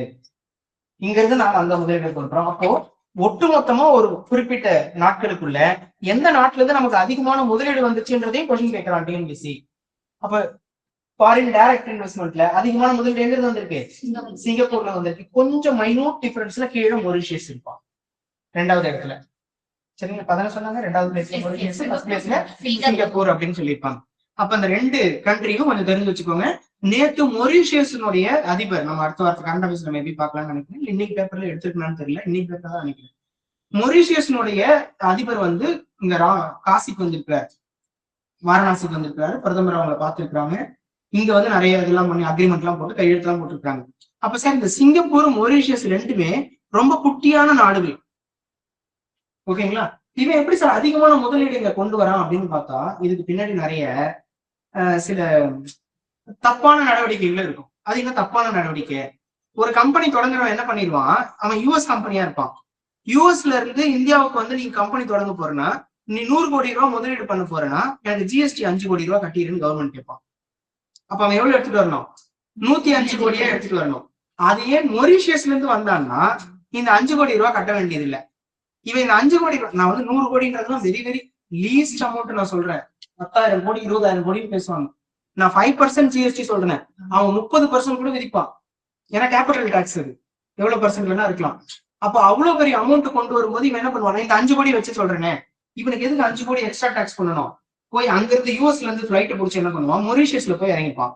இறங்கிட்டு நம்ம இங்க எதிர்த்தாப்புல ஒரு கடை ஷட்டர் போட்டிருக்கு இல்லையா, அந்த மாதிரி ஒரு கடையை வாடகைக்கு எடுத்து அங்க இருக்க ஓனரோட அக்ரிமெண்ட்டை போட்டு அவன் கம்பெனியோட போர்டு அங்க வச்சிருவான். என்னோட ஆபீஸ் மொரிஷியஸ்ல இருக்கு, இப்ப நான் மொரிஷியஸ்ல இருந்து இன்வெஸ்ட்மெண்ட் இந்தியாவுக்கு கொண்டு வரேன் அப்படின்னு கவர்மெண்ட் கிட்ட காட்டினா என்ன ஆகும்? இந்த 5% டாக்ஸ் கிடையாது ஃப்ரீ ட்ரேட் அக்ரிமெண்ட்ல. புரிஞ்சுதா? ஓகே தானே? யாருக்கும் குழப்பம் இல்ல. அப்ப நான் என்ன பண்றேன், யூஎஸ்ல இருந்து கிளம்பி போய் மொரீஷியஸ்ல ஒரு பொட்டி கடை வாடகைக்கு எடுத்து அங்க என் போர்டு மட்டும் வச்சுக்கிட்டு, நான் ஆபீஸ் வந்து எனக்கு மொரீஷியஸ்ல தான் இருக்கு, இல்ல பேரை கூட மாத்தி வச்சுப்பான், அங்க போய் ஒரு ஆபீஸ போட்டுட்டு என்னோட ஆபீஸ் மொரீஷியஸ்ல இருக்கு, என்னோட கம்பெனியை நான் உங்க நாட்டுல எஸ்டாப்ளிஷ் பண்ணணும்னு நினைக்கிறேன் அப்படின்னு இந்தியாவில வந்து தொழில் தொடங்கினாங்கன்னா என்ன கட்ட வேண்டியது இல்ல, அந்த முதலீட்டுக்கான வரி நம்ம செலுத்த வேண்டியது இல்லை. அதனாலதான் சிங்கப்பூரும் மொரீஷியஸும் இவங்க டாப்ல இருப்பான். ஆனா நம்ம ஊர்ல வந்து அதிகமா தொழில் தொடங்குறோம் யூஎஸ் காரனா இருப்பான், ஆஸ்திரேலியா காரனா இருப்பான், லண்டன் காரனா இருப்பான். புரியுதுங்களா? ஆனா ரேங்க்னு பார்க்கும்போது இந்த எஃப்டிஐ பத்தி கேட்டல, அதுல எங்க இருந்து அதிகம் வந்துச்சுன்னு கேட்டா சிங்கப்பூர். சிங்கப்பூர் பாத்தீங்கன்னா நம்ம ஒரு இங்க இருக்கிற ஒரு மாவட்ட அளவு கூட கிடையாது, ஒரு நாடு, வெரி லீஸ்ட் ஏரியா இருக்கிற ஒரு குட்டி நாடு சிங்கப்பூர். அங்கிருந்து எப்படி இவ்வளவு முதலீட்டாளர் வரேன்னா, அவன் ஜப்பான்ல இருந்து கிளம்பி சிங்கப்பூருக்கு போயிருவான், ஒரு ரூம் வாடகைக்கு எடுத்துட்டு சிங்கப்பூர்ல இருந்து வரேன், நான் ஒரு கம்பெனி தொடங்கணும் உங்க நாட்டுல அப்படின்னு வருவான். ஓகேவா? இதுக்கு பின்னாடி இப்படியும் சில ஆக்டிவிட்டிஸ் இருக்கும், தெரிஞ்சு வச்சுக்கோங்க. நெக்ஸ்ட் நியூஸ் போயிடலாமா? இப்ப இந்த ஏஷியான் பாருங்க, நான் ஏஷியானை பத்தியே சொல்லாம உங்களுக்கு பின்னாடி இருக்க விஷயத்தான் சொல்லிட்டு வந்துட்டேன். ஏஷியான்னு ஒரு வார்த்தை இங்க நியூஸ்ல பேசியிருக்காரு இல்லையா, அதை நம்ம அப்படியே எக்ஸ்பேண்ட் பண்ணலாமா? அப்படின்னா என்ன ஏஷியான் அப்படின்றதுக்கு? அசோசியேஷன் ஃபார் ஃபர்ஸ்ட் சொல்லிட்டேன், association for South East. South east Asian nations. Very good, super, thank you. South east Asian nations, இங்க பாருங்க ASEAN, ஏசியான். அதையே நம்ம சவுத் ஈஸ்ட் ஏஷியா அப்படின்னு சொல்லணும்னு பாருங்க. இப்படி நம்ம ஏசியாவை இப்படி பிரிச்சோம்னு வச்சுக்கோங்களேன், சவுத் ஏசியாவில இந்தியா வந்துடும், இதுதான் சவுத், இது நார்த், ஈஸ்ட் வெஸ்டர்ன் இருக்குங்களா? இப்ப இந்தியாவை எதுக்குள்ள சேர்ப்போம், சார்க்னு சொல்லுவோம், சவுத் ஏசியன் அப்படின்னு சொல்லி அசோசியேஷன் படிப்போம் சார்க்குள்ள. இப்ப இதே என்ன சொன்னேன், சவுத் ஈஸ்ட் ஏசியா, அப்ப சவுத் ஈஸ்ட் இந்த ஏரியாவில் இருப்பான் இந்த நாடு எல்லாம். புரியுதுங்களா? இப்ப இதுக்குள்ள நான் மெம்பர் கண்ட்ரிஸ் நீங்க ஒரு லிஸ்ட் கொடுத்துருக்கேன், அப்படின்னு நான் ஃபுல்லா அழிச்சிடுறேன். ஒரு முறை அந்த பிபிடி கரெக்டா பாருங்க, சைட்ல கண்ட்ரிஸ் அப்படின்னு போட்டு லிஸ்ட் கொடுத்துருக்கேன். யார் யார் இருக்கான்னு பாருங்க, Philippines, Vietnam, Thailand, Myanmar, Malaysia, Cambodia, Laos, Singapore, Brunei. ஒரு டிஎன்பிஎஸ்சியோட பழைய கொஸ்டின்ல பின்வரும் நாடுகளில் ஆசியான் கூட்டமைப்பின் உறுப்பு நாடுகளை தேர்வு செய்க அப்படின்னு ஒரு கொஸ்டின் கேட்டு, 1ல புரூனே, 2ல சிங்கப்பூர், 3ல லாவோஸ், 4ல கம்போடியா, 5ல இந்தியா. ஆப்ஷன் என்ன? 1 2 3 4 1லியா? இது எல்லாமே சொன்னா இப்போ புரூனே இருக்கு, சிங்கப்பூர் இருக்கு, லாவோஸ் இருக்கு, கம்போடியா இருக்கா? இப்ப இந்த லிஸ்ட்ல யாரு இல்ல? இந்தியா கிடையாது. ஆனா முன்னாடி நியூஸ்ல ஒரு சிங்கப்பூர் அமைச்சர் என்ன சொல்றாரு, இந்தியா சீனா உறவு ஏசியானுக்கு பெனிஃபிட் அப்படின்னு சொல்றாரா? இந்த இந்தியா ஏசியன் உறவுக்குள்ள இவங்க என்ன பண்ணுவாங்க, இந்த 10 பேர் மெம்பர்ஸ் இருக்காங்க இல்லையா ஏசியான் கண்ட்ரீஸ்ல, ஏசியான் குரூப்ல 10 நாடுகள் தான் இருக்கான். 10 நாடு லிஸ்ட் கொடுத்துட்டேன், நல்லா பாத்துக்குங்க. இந்த மெம்பர் கேட்பானான்னு தெரியாது, ஆனா இதுல இந்தியா மெம்பரான்னு கேட்டாங்கன்னா தெளிவா ஆன்சர் பண்ணிடணும், இந்தியா கிடையாது மெம்பர். ஆனா இவன் எங்க போனாலும் இந்தியாவை கூப்பிட்டே போவான். இவன் பேசுறதே ஏசியன் டைலாக் என்ன சொல்லுவாங்கன்னா 10+1 டைலாக்னு சொல்லுவாங்க. அதுல 10+1, இவன் 10+1, மச்சான் நானும் வரேன், டீ குடிக்கா போறேன், இல்ல பொறுப்பு சாரி எங்க போறேன், என்ன எங்க போனாலும் என்ன பண்றேன், உன்னையே கூப்பிட்டு போறேன் அப்படின்னு சொல்லி கூடவே கூப்பிட்டு சுத்துவாங்க இல்லைங்களா? அந்த மாதிரி என்ன பண்றான் இப்ப இந்தியாவை ஏசியான் வந்து எப்பவுமே கூட வச்சிருப்பான். இது கூட சைனாவும் இருக்கும். இப்ப இந்த 2 நாடுகளுக்கு இந்தியா சைனாக்குடைய நிறைய இந்த புல்வாமா அட்டாக்கு, சாரி இந்த கல்வான் தாக்குதல், புல்வாமா வந்து பாகிஸ்தான், கல்வான் தாக்குதல் அப்படின்னா நடந்தப்ப என்ன நடந்தது, என்ன வந்துருங்க பிரச்சனை, இந்தியாவுக்கும் சைனாவுக்கும் பெரிய பிரச்சனை. ஏர் டிரான்ஸ்போர்ட் நிறுத்திட்டோம், ட்ரேடு பெருசா பண்ணிக்கிறது இல்லை, ஆனாலும் நிறைய வந்துட்டு தான் இருக்கும், இல்லீகல் வர்றது லீகலா வர்றது எல்லாமே. இப்ப இந்த பிரச்சனையால என்ன நடக்குது, சைனா பொருள் வாங்கினீங்கன்னா நான் உனக்கு கொடுக்க மாட்டேன், இந்தியா இவனை ஒரு பக்கம் இருக்கலாம், நீ இந்தியா பொருளை வாங்கினீங்கன்னா உனக்கு கொடுக்க மாட்டேன், அவன் ஒரு பக்கம் இருப்பான். இப்ப நம்ம 2 பேரும் சேர்ந்துட்டோமா, ட்ரம்புக்கு கவுண்டர் பண்றோம்னு. அதுதான் இவர் என்ன சொல்றாரு, இந்தியா சீனாவோட நட்புறவு ஆசியான் நாடுகளுக்கு பயனளிக்கும் அப்படின்னு சொல்றாரு. ஓகேவா? இன்டர்நேஷனல் பாலிடிக்ஸ இங்க கனெக்ட் பண்ணிட்டீங்களா? இப்ப ஏசியானோட மெம்பர்ஸ் யாருன்னு கேட்டா சொல்ல முடியுமா? இதை எப்போ உருவாக்குனாங்க, 1967 உருவாக்கிருக்காங்க. Very good, super. 1967 ஏசியான் உருவாக்கப்பட்டிருக்கும். அதோட மெம்பர் கண்ட்ரிஸ் பாத்துக்கோங்க. இதோட பேரலா சார்க்கு நீங்க ஒரு முறை ரிமைண்ட் பண்ணிக்கோங்க, சார்க்கோட மெம்பர்ஸ் யாரு அப்படின்னு பாத்துக்கோங்க. குவாட் அப்படின்னு ஒரு ஆர்கனைசேஷன் இருக்கும், அந்த குவாட் யாருன்னு செக் பண்ணுங்க. ஏன்னா குவாடோட சம்மிட் ஒண்ணு சம்மிட் இப்போ கொஞ்ச நாள் நடக்கிறதா இருந்துச்சு. ட்ரம்ப் கொஞ்சம் ஓவரா பேசிட்டாருன்னு அவர் நான் வரமாட்டேன் அப்படின்னு அவரே சொல்லிட்டாரு. மீட்டிங்கை கேன்சல் பண்றேன்னு இந்தியாவும் சொல்லிட்டான். ஓகேங்களா? குவாட் அப்படின்னா என்ன அப்படின்னு பாருங்க. இதுல யார் யாரெல்லாம் மெம்பர் அப்படின்னு செக் பண்ணி பாருங்க. ஓகேவா? அதை நான் எடுக்கல, சும்மா அப்படியே சின்ன பெட்டி பெட்டி நியூஸ் மாதிரி போயிடுச்சு, அதனால அதை நான் இங்க எடுத்து டிஸ்கஸ் பண்ணல. சும்மா குவாட் மெம்பர் யாருன்னு மட்டும் பாத்துக்கணும். இந்த நியூஸ் அடுத்து போயிருவா. அடுத்து பாருங்க, உறுப்பு மாற்று அறுவை சிகிச்சை புதிதாக மாநில அளவில் அங்கீகார குழு அப்படின்னு சொல்றாங்க. அது என்னங்க அங்கீகார குழு? இப்ப என்ன பிரச்சனை வந்துச்சுன்னு பாருங்க. இந்த நியூஸ்ல எக்ஸ்பிளைன் பண்ணிருப்பாங்க. நாமக்கல் மாவட்டம் பள்ளிப்பாளையத்துல அந்த சுற்று வட்டார பகுதிகளில் இல்லையெல்லாம் கூட்டு போய் கிட்னி எடுத்து 4,10,000 பணம் கொடுத்து விட்டான். எனக்கு காசு வேணும், 1,00,000 ரூபாய் கொடுக்குறேன், என் கிட்னி தரனே வியாபாரம் பண்ண ஆரம்பிச்சிட்டான் நம்ம. இன்னும் எவ்வளவு பெரிய விஷயம் ஒரு உறுப்பு மாற்று அறுவை சிகிச்சைன்றத கவர்மெண்ட் எப்படி ப்ராப்பரா பண்ணணும், நிறைய ரெகுலேஷன்ஸ் எல்லாம் வச்சிருக்கான். இவங்க என்ன பண்ணிட்டான், இஷ்டத்துக்கு கூட்டு போயிட்டு நம்ம என்ன சொல்றது, டாக்டர் படத்துல எடுத்து பாட்டில போட்டு வச்சிருப்பாங்க இல்ல, அந்த மாதிரி வேணா ஒரு கிட்னி எடுத்துக்க அப்படின்ற மாதிரி இங்க என்ன பண்ணிட்டான், வியாபாரம் பண்ண ஆரம்பிச்சிட்டான். இப்ப கவர்மெண்ட்டுக்கு அது தெரிஞ்சதை என்ன பண்ணிட்டாங்க, மனித உறுப்பு மாற்று அறுவை சிகிச்சை மேற்கொள்வதற்கு புதிதாக மாநில அளவில் அங்கீகார குழு அமைக்கப்பட்டது. அங்கீகாரம்ன்றதை புரிஞ்சுக்குங்க. அப்ப எங்கேயோ ஒரு இடத்துல ஹியூமன் ஆர்கன் டிரான்ஸ்பிளான்டேஷன் நடக்கணும்னா, மனித உறுப்பு மாற்று நடக்கணும்னா, இந்த இந்த குழு கிட்ட என்ன பண்ணு, முதல்ல பர்மிஷன் வாங்கு. அப்ப அந்த குழு என்ன கேட்பான், யாரு டோனர்னு கேட்பான். அவரை ரிஜிஸ்டர் பண்ணிருக்கியா, என்ன ப்ரொசீஜர்ல ஒரு டொனேஷன் பண்றாரு அந்த உறுப்பு மாற்று நடக்கிறத. இப்ப அதை டொனேஷன் சொல்லிதான் லிஸ்ட் எழுதுவானுங்க. ஆனா அதுக்கு பின்னாடி பணம் நடந்துரும். அவனுக்கு பணம் கொடுக்குறேன், அதை கொடுக்குறேன் அப்படின்னு சொல்லி ஏமாத்தி மொத்தமா ஜோலி முடிச்சு விட்டுருவானுங்க. அப்ப இதுக்கு என்ன பண்றாங்க, ஒரு அங்கீகார குழு அப்படின்னு, மாநில அளவில் அங்கீகார குழு, மாவட்ட அளவிலான 4 குழுக்கள் சீரமைப்பு அப்படின்னு சொல்லிட்டாங்க. பாருங்க, மாவட்ட அளவிலான பணிகளை பார்வை செய்வதற்காக புதிதாக மாநில அளவில் அங்கீகார குழு, மாவட்டத்தில் இருக்கிற குழு ரிவ்யூ பண்றதுக்கு மாநில அளவில் குழுக்கள் அமைக்கப்பட்டுள்ளது. அந்த குழுவின் தலைவராக மருத்துவ கல்வி மற்றும் ஆராய்ச்சி இயக்குனர் நியமிக்கப்பட்டுள்ளார். இதெல்லாம் அவ்வளவு டெப்தா கேட்க மாட்டான், ஆனா அது எதுக்குன்னு தெரிஞ்சுக்கணும். ஓகேங்களா? அந்த அங்கீகார குழுனா எதுக்கு, அப்ப இந்த உறுப்பு மாற்று அறுவை சிகிச்சை தமிழ்நாட்டுல எங்க நடந்தாலும் யாருக்கிட்ட பர்மிஷன் வாங்கிட்டு பண்ணணும்னு சொல்றான், மாநில அளவிலான அங்கீகார குழு கிட்ட வாங்கிட்டு பண்ணணும். ஏற்கனவே மாவட்ட அளவுல குழுக்கள் இருக்கு, அந்த குழுக்களையும் இவங்க என்ன பண்ண போறாங்க, ரிவ்யூ பண்ணுவாங்க, அடிக்கடி கூப்பிட்டு விசாரிச்சுக்கிட்டே இருப்பாங்க அப்படின்னு சொல்றான். ஒரு பிரச்சனை நடந்துச்சு சொசைட்டில, அது கொஞ்சம் கவர்மெண்ட்டுக்கே நெகட்டிவ் இமேஜ் கிரியேட் பண்ணிச்சு. நான் வந்து ஏதோ நிறைய கிரிட்டிசைஸ் பண்ணாங்க எதிர்கட்சிகள்.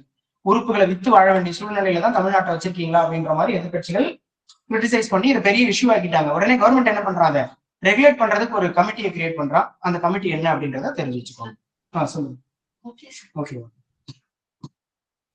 நெக்ஸ்ட் 9,000 கோடியில் புதுப்பொலிவு பெறும் எழும்பூர் ரயில் நிலையம். சாரி, அம்மா சார் கேட்பாங்க, இது என்ன திட்டம் அப்படின்றத மட்டும் சொல்லிடுறேன். அம்ரித் பாரத் அப்படின்ற திட்டம், சரிங்களா?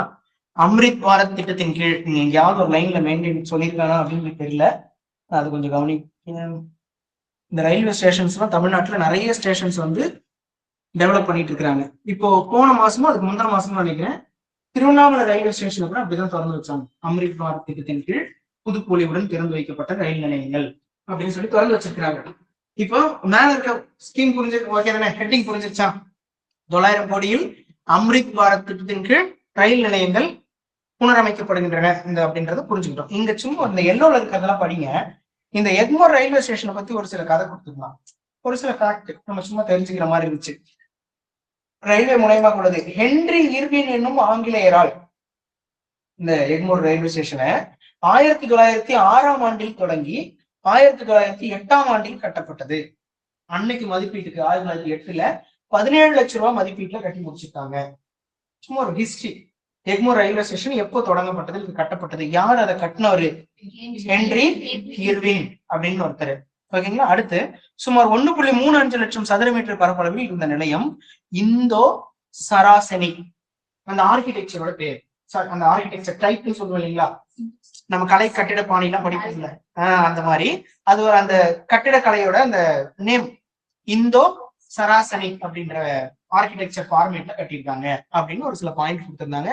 தற்போது இதுல 11 நடைமேடைகள் இருக்கு, தென் மாவட்டங்களுக்கான ரயில் நிலையமா செயல்படுது. இந்த கதையெல்லாம் பெருசா தேவையில்லை.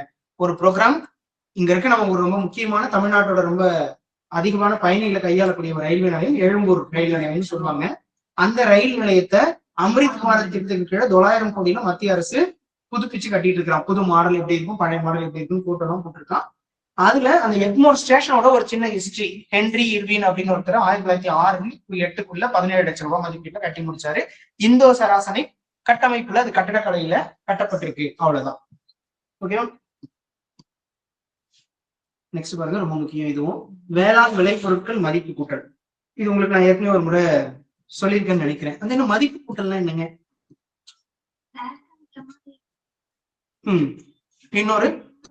இன்னொரு ஃபார்மேட்டுக்கு மாத்திடுது. அந்த மதிப்பு கூட்டல்ன்றதுல நான் உங்களுக்கு ஒரு எக்ஸாம்பிள் சொல்லியிருப்பேன். சின்ன வெங்காயத்தை உரிச்சு கொடுக்கறது கூட வேல்யூ அடிஷன் தான். பூண்டு உரிச்சு பீல்டு கார்லிக் விற்கிறான் சூப்பர் மார்க்கெட் எல்லாம், அதுவும் வேல்யூ அடிஷன் தான். வேர்க்கடலை வச்சுட்டு உரிச்சுட்டேன் அன்னைக்கு அவிச்சு விற்கிறது, வெறும் காணா அப்படியே எடுத்து பச்சை கலர் ஸ்கின்னோட விற்கிறது இல்லாம அதை குக்குடு இல்ல ஏதோ ஒரு பாயில் பண்ணி எடுத்து கொடுக்குறான் அப்படின்னு சொன்னா பாக்கெட்ல வச்சு கொடுப்போம் பாருங்க, ப்ராசஸ் பண்ணிட்டு. அதெல்லாம் என்ன ஆயிடுதுங்க, வேல்யூ அடிஷன் அப்படின்னு சொல்லி ஆயிடுது. இப்ப இந்த வேல்யூ அடிஷன் தமிழ்நாடு மாதிரியான மாநிலங்களுக்கு அல்லது வேளாண்மை சார்ந்த நாடுகளுக்கு ஏன் ரொம்ப முக்கியம், இந்தியா மாதிரியான நாடுகளுக்கு அப்படின்னு பாருங்க. இந்தியா தான் இன்னைக்கு கிட்டத்தட்ட அதிகமான அளவுல உணவு தானியங்கள் அரிசி கோதுமை உற்பத்தி பண்ற மாநிலமும் ஆயிடுச்சு, நாடா ஆயிடுச்சு. ஆனா என்ன நடந்துட்டு இருக்குன்னா, ஒரு பக்கம் கொண்டு போய் ஃபுட் கார்பரேஷன் ஆஃப் இந்தியாவோட குடோன்ல அடுக்கி வச்சு எலிதான் அதுல 20% சாப்பிட்டு காலி பண்ணிட்டு. இன்னுமே இந்தியாவில அந்த அரசாங்கம் கொடுக்குற அரிசியினுடைய தரமோ ஏதோ ஒன்றும் பெருசுதான், ரொம்ப இம்ப்ரூவ் பண்ண முயற்சி பண்ணிக்கிட்டே தான் இருக்காங்க. ஆனாலும் அந்த குடோனோட நிலைமை அது இப்படின்னு சொல்லி நிறைய பிரச்சனை இருக்கா.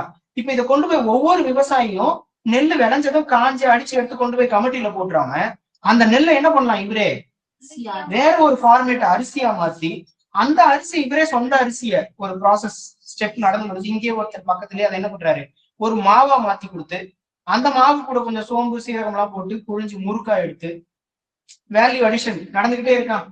வெறுமனே ஒரு பொருளை நான் நெல்லாவே கொண்டு போய் கமிட்டியில சேர்த்துட்டேன், கோதுமையாவே கொண்டு போய் சேர்த்துட்டேன் அப்படின்னு இல்லாம வேற வேற பொருட்களா மாத்தி இங்கே பண்ணணும்னு சொன்னா இது என்ன நடக்கும்னா, வேலை வாய்ப்புகள் அதிகரிக்கும், வருமானத்தை அதிகரிக்கும்.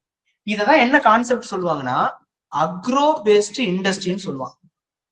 இத கிட்டத்தட்ட நீங்க இந்த தென்னந்தோப்பு வச்சிருக்கிறவங்க எல்லாம் ஓரளவுக்கு பழகிட்டாங்க. நீங்க கவனிச்சீங்கன்னா தெரியும், அந்த தேங்காவும் பறிச்சு மட்டையை உரிச்சிட்டு தேங்காய் மட்டும் தனியா விற்பாங்க, அந்த மட்டையில இருக்க நார் எல்லாம் பிரிச்சு காயர்னு சொல்லுவாங்க, காயரை தனியா விற்பாங்க, கயிறு திரிச்சு விற்பாங்க. பாத்துருக்கீங்களா? நான் அப்போ வரும் அந்த விதையை நட்டு வச்சு தென்னை கண்ணு விற்கிறதுக்கு தோப்புல இருந்து தென்னை கண்ணு வாங்கிட்டு வந்தேன் அப்படின்னு அதை ஒரு பிசினஸா வைக்கிறாங்க. அப்போ ஒரே ஒரு பொருளை டிபெண்ட் பண்ணி அவங்க இல்ல ஒரு தோப்பு வச்சிருக்கேன்றதுக்காக தேங்காய் மட்டும் தான் பறிச்சேன் ஒரு 10,000 காய் வித்தேன் அப்படின்னு சொல்லிட்டு இல்ல. அந்த தேங்காயில சொல்லுவாங்க உரிக்கிறதுக்கு 60 பைசா என்னமோ காஸ்ட், அந்த மட்டையோட காஸ்ட் 1.5 ரூபா. நமக்கு அந்த மட்டையை அப்படியே கொடுத்தாலே 1 ரூபாய் லாபம், 90 பைசா கிட்டத்தட்ட லாபம். அப்ப இங்க தேங்காய் ஒரு விலை போகும், மட்டை ஒரு விலை போகும், அந்த மட்டையை கயிறா திரிச்சு வித்தா ஒரு பண்டல் ஒரு விலை போகும். அதை வந்து காயர் பிட்டுன்னு சொல்லி இன்னைக்கு அத்தனை வெளிநாடுகள்ல அந்த காயர் பிட்டுக்கான டிமாண்ட் எக்கச்சக்கமா இருக்கு. காயர் பிட்டு தேங்காய் நாரை வந்து நுறுக்கி தூளாக்கி செங்கல் மாதிரி மாத்திடுவாங்க. அதுல என்ன பண்ணுவாங்க, ஒரு பெரிய இடத்துல வச்சு அது மேல தண்ணி ஊத்தணும்னா அது அப்படியே உப்பி வரும், காயர் பிட்டுன்னு சொல்லுவான். அதை போட்டு செடி வளர்ப்பான். ஓகேங்களா? அதுல நிறைய உரங்களா பயன்படுத்தலாம், அதை கொண்டு போய் நிலத்துல உரமா பயன்படுத்தலாம். அந்த காயர் பிட்டுக்கு நீங்க அவ்வளவு மார்க்கெட் டிமாண்ட் இன்டர்நேஷனல் மார்க்கெட்ல. அப்ப அதை வேல்யூ அடிஷன் பண்றதுக்கு விவசாயிகளை பழக்கணும் அப்படின்றத இன்னைக்கு கவர்மெண்ட் எல்லாம் பேச ஆரம்பிச்சிட்டாங்க. நீ அப்படியே எடுத்து வெண்டைக்காயை மட்டும் விற்காத, வெண்டைக்காயை ட்ரை பண்ணி விற்க முடியுமா பாரு. பச்சை மிளகாய் உற்பத்தி பண்ணிக்கொண்டு கடையில 10 ரூபாய்க்கு விற்கிறாத, அது மோர் மிளகாயா மாத்திரியா, இல்ல அதே மிளகாயை ஊறுகாய் போட்டு விற்கிறியா? வெறும் மாங்காய் கிலோ 10 ரூபாய், சீசன் எல்லாம் பாத்தீங்கன்னா 5 கிலோ 50 ரூபாய்க்குலாம் வெறும் மாங்காய் விற்று கிடையாது. அந்த மாங்காய் நீ ஏதாவது ஸ்டோர் பண்ணி இல்ல வேற ஒரு ப்ராடக்டா மாத்தி வச்சு நல்ல சீசனுக்கு நல்ல விலைக்கு உன்னால விற்க முடியுமா? எவ்வளவு முடியுமோ அதை ட்ரை பண்ணு. இப்ப கான்செப்ட் புரிஞ்சிருச்சா? இப்ப நியூஸ் படிங்க. வேளாண் விளைபொருட்களை மதிப்பு கூட்டல் மையம் அமைக்க மானியம் வழங்குறோம் அப்படின்னு கவர்மெண்ட் சொல்றாங்க. அப்ப அந்த ஒரு பெரிய இன்ஃப்ராஸ்ட்ரக்சர் அதை அவ்வளவு சீக்கிரம் கிரியேட் பண்ற முடியாது. நான் தக்காளி உற்பத்தி பண்ணிட்டேன், கொண்டு போய் கடையில தான் கொண்டு வரணும்.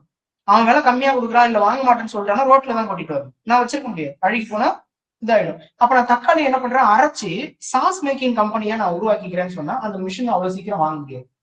நானே 500 ரூபாய் கிடைக்குன்னா தக்காளி போட்டேன், நான் போய் எப்படி 5 லட்சம் ரூபாய் கொடுத்து சாஸ் மேக்கிங் மிஷின் வாங்குறது? அப்ப நான் என்ன பண்றேன், உனக்கு 30% வரைக்கும் என்ன பண்ணிடுறேன், மானியம் கொடுத்துருது. 25 ஒரு 2 லட்சம் ரூபாய் ப்ராடக்ட் அது, நான் 50,000 கொடுக்குறேன். நீ ஏதோ ஒரு நகையோ பொருளை வச்சு 1.5 லட்சம் ரூபாய் நீ ரெடி பண்ணு, 50,000 மானியமா கொடுத்துற. மானியம்னா திரும்ப செலுத்த வேண்டியது இல்லை, நீ அந்த மிஷினை போட்டு தொழில் பண்ணி அந்த 1.5 லட்சம் ரூபாய் லோனை நீ எப்படியாவது கட்டிக்க. அதுக்கப்புறம் நீ ஒரு பிசினஸ் தொழில் முனைவரா மாறிடுவ.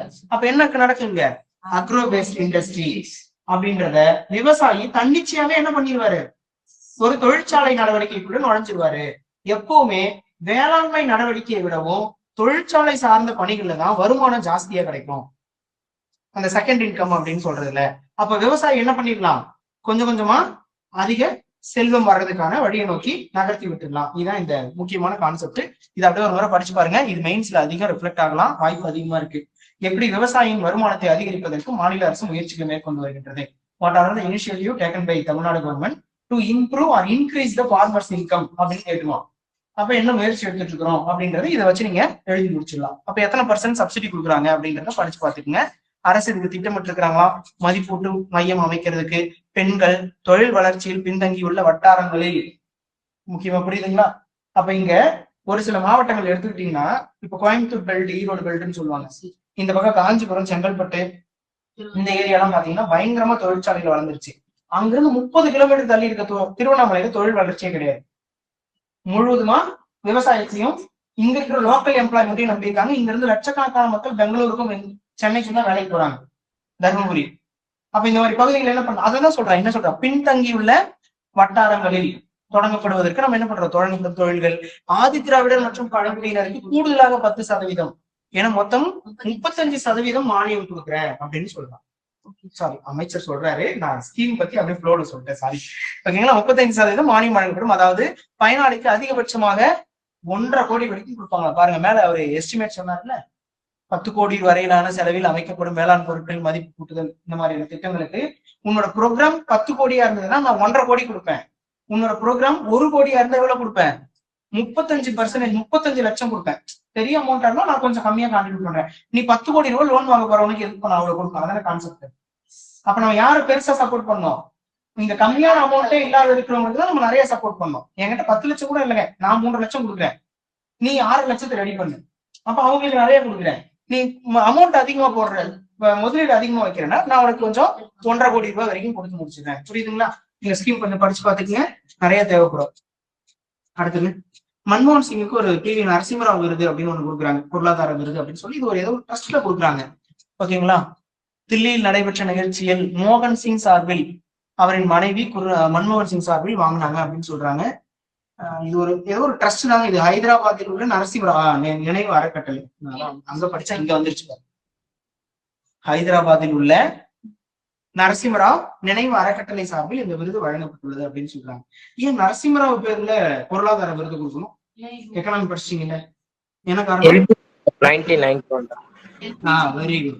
LPG, நியூ எக்கனாமிக் பாலிசி படிப்பீங்க. புதிய பொருளாதார கொள்கை எப்போது அறிமுகப்படுத்தப்பட்டது? 1991.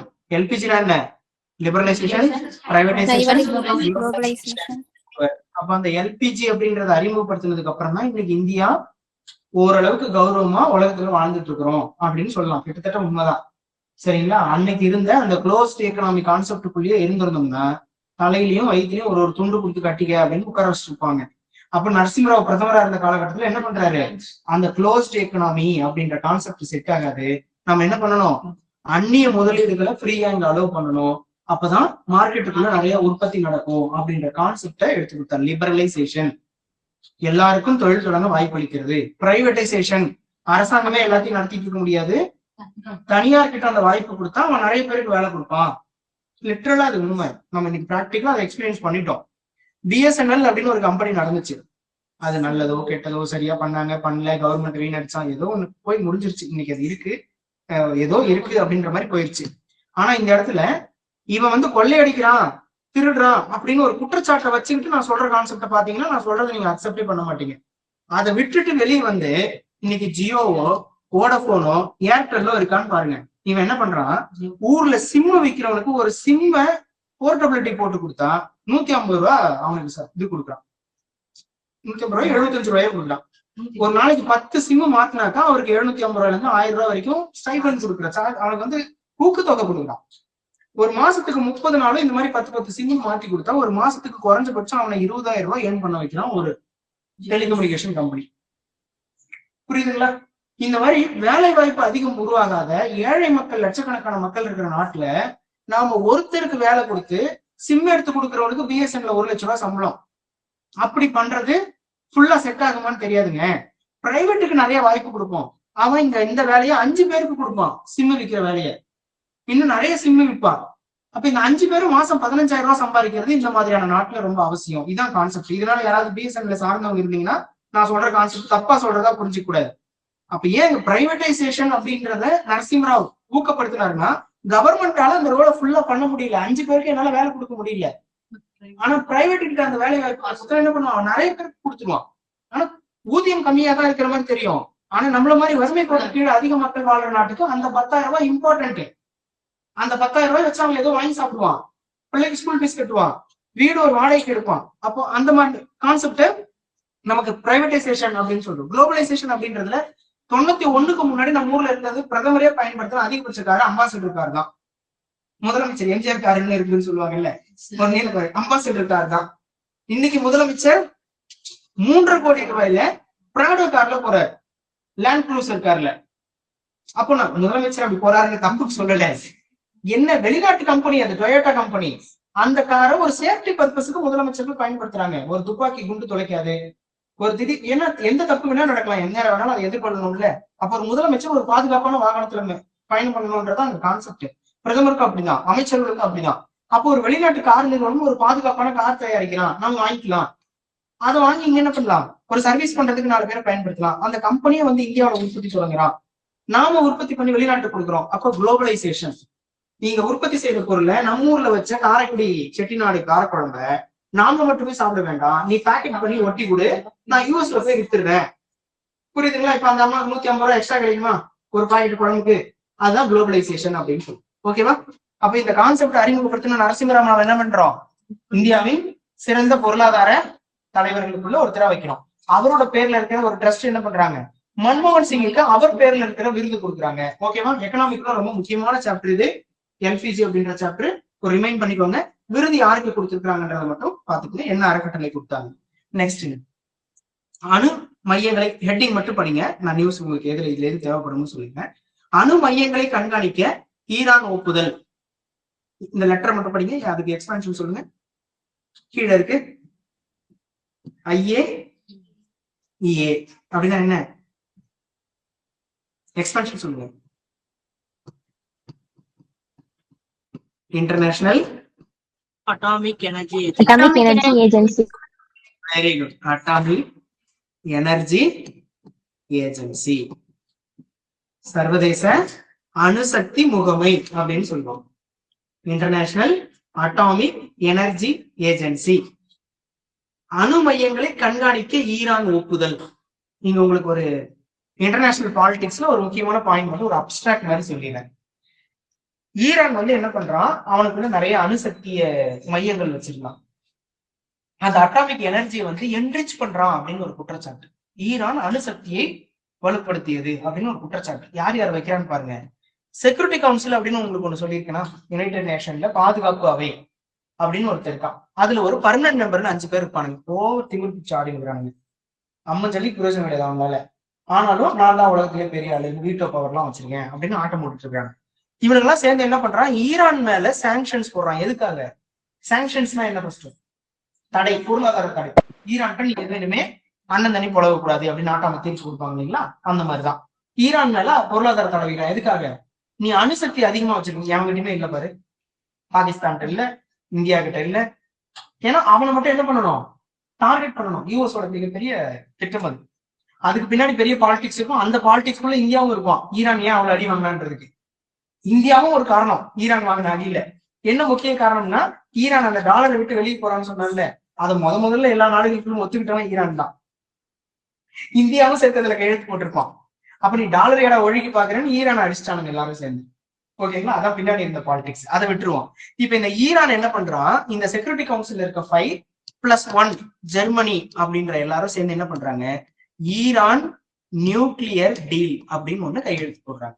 ஈரான் அணுசக்தி ஒப்பந்தம் அப்படின்னு 2015ல அவனை உட்கார வச்சு கையெழுத்து போன வைக்கிறாங்க. என்ன அவன் கையெழுத்து ஒத்துக்கணுமா, நீ உன் வீட்டுல எப்ப அடுப்பு பத்த வைக்க லைட் ஆன் பண்ணா கூட உன் கேமராவில நான் பாத்துக்கிட்டே இருப்பேன். கிட்டத்தட்ட அதான் மீனிங். அவனோட அணுசக்தி மையங்களை என்ன பண்ணணும், நானு முழு நேரம் என் கண்காணிப்புல வைக்கணும். வந்துருச்சா? அணு மையங்களை கண்காணிக்க ஈரான் ஒப்புதல். அவனை அப்படி வற்புறுத்தி ஒத்துக்க வச்சானுங்க எல்லாரும் சேர்ந்து. இப்ப அதை ஒத்துக்கிட்டான்னு யார் அறிவிக்கலாம், இன்டர்நேஷனல் எனர்ஜி ஏஜென்சி அப்படின்னு ஒருத்தர் இருக்கான். அவனோட ஹெட் குவார்டர்ஸ் எங்க இருக்கு? இப்படிதானே கொஸ்டின். நமக்கு IAEA வந்து ஒத்துக்க வச்சுட்டான்றது நம்ம கொஸ்டினா கேட்பானு தெரியாது. இங்க என்ன பண்ணிட்டான், அது எந்த வருஷம் தொடங்கினாங்க அப்படின்னு கொஸ்டின் கேட்கறதுக்கு வாய்ப்பு இருக்கலாம். 1957 அதோட ஹெட் குவார்டர்ஸ் எங்க இருக்கு? வியன்னா, ஆஸ்திரியா அப்படின்ற நாட்டுல இருக்கு. அவனோட தீம் என்ன? ஒவ்வொருத்தருக்கும் ஒரு மோட்டோ இருக்கும் இல்லையா? The world atoms for peace, உலகின் அணுசக்தியை அமைதிக்கு பயன்படுத்துவோம். நீங்களும் பயன்படுத்திருவீங்க, இது தோணும். சரி, ஓகே, வேற வழி நம்மளாதான் சோறு. ஓகேவா? நியூஸ் பாத்துங்க. நான் இவ்வளவு நேரம் பேசின கதைலாம் இங்க இருக்கு. ஓகேவா? நான் லைனா படிச்சு காமிக்காம உங்களுக்கு அந்த கதையெல்லாம் சொல்லிட்டு அப்படியே ஃபேக்ட் என்னவோ அதை சொல்லிட்டு போயிட்டு இருக்கேன். நியூஸ் என்னால படிக்க முடியல அப்படின்லாம் சொல்றது இல்லை, படிச்சு காமிக்கலாம் சொல்லாதீங்க. கதையை உங்களுக்கு சொல்லிட்டு என்ன தேவையோ அதை மட்டும் சொல்லிட்டு போயிட்டு இருக்கேன். ஓகேவா? நெக்ஸ்ட் போயிடலாமா? பாருங்க, திருமண நிதியுதவி. இது நீங்க என்ன பண்றீங்க? நான் எல்லா ஸ்கீமையும் ஒரு முறை இங்க லிஸ்ட்டுக்கு மட்டும் காமிச்சிடுறேன். இந்த ஒவ்வொன்றையும் உங்க எல்லாருக்குமே டெவலப்மெண்ட் அட்மின் புக்கு கையில இருக்கும்னு நினைக்கிறேன். ஓகேவா? முன்னாடி யூனிட் 9 இருந்து இப்போ மாத்திருக்காங்க இல்லைங்களா? அந்த டெவலப்மெண்ட் அட்மின்ல ஸ்கீம்ஸ்னு ஒரு சாப்டர் இருக்கும். அந்த சாப்டர்ல நான் இப்ப சொல்ல போற எல்லா ஸ்கீமும் இருக்கும். எந்த வருஷம் தொடங்கினாங்க, அந்த ஸ்கீமை எப்படி இம்ப்ளிமெண்ட் பண்றாங்க அப்படின்றத இன்னைக்கு நைட்டு போய் படிச்சிடுறீங்க. அதுக்கு மட்டும்தான் இந்த நியூஸ், வேற எதுவும் இல்ல. திருமண நிதியுதவி திட்டத்துக்கு 5460 தங்க நாணயங்களை அரசு கொள்முதல் செய்ய முடிவு விட்டாங்களா? அடுத்து அப்படிங்க உள்ள வந்துருங்க. சமூக நலத்துறையின் கீழ் டாக்டர் தர்மாம்பாள் அம்மையார் நினைவு விதவை மறுமண திட்டம், உதவி திட்டம் 1. நம்பர் 2, ஈவேரா மணியம்மை அம்மையார் நினைவு ஏழை விதவைகளின் மகள்களுக்கு திருமண திட்டம். நம்பர் 2.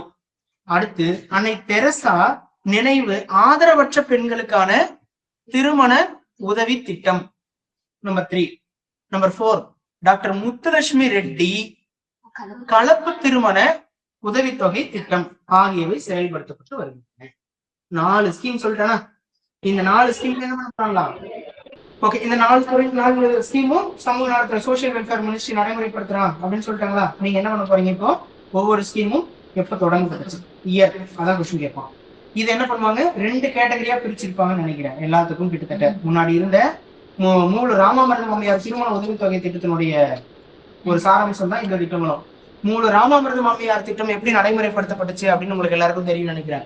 அந்த திட்டம் இப்ப என்னவா மாற்றப்பட்டுருச்சு? மூவலூர் ராமாமிர்தம் அம்மையார் மேரேஜ் அசிஸ்டன்ட் ஸ்கீம். ஒரு லைன் தமிழ்ல ஒரு லைன் இங்கிலீஷ்ல எழுதிட்டேன், பரவாயில்ல பாத்துக்கீங்க. ஓகேவா? மூல ராமாமிர்தம் அம்மையார் திருமண உதவி தொகை திட்டம் அப்படின்றது 1989 தொடங்கப்பட்டிருக்கோம். 2011 பிறகு இந்த திட்டம் என்னவா மாறுச்சு?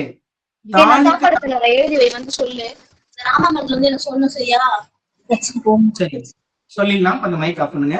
தாலிக்கு தங்கம் திட்டம் அப்படின்னு மாற்றப்பட்டுச்சு 2011 பிறகு முன்னாள் முதலமைச்சர் ஜெயலலிதா காலகட்டத்துல.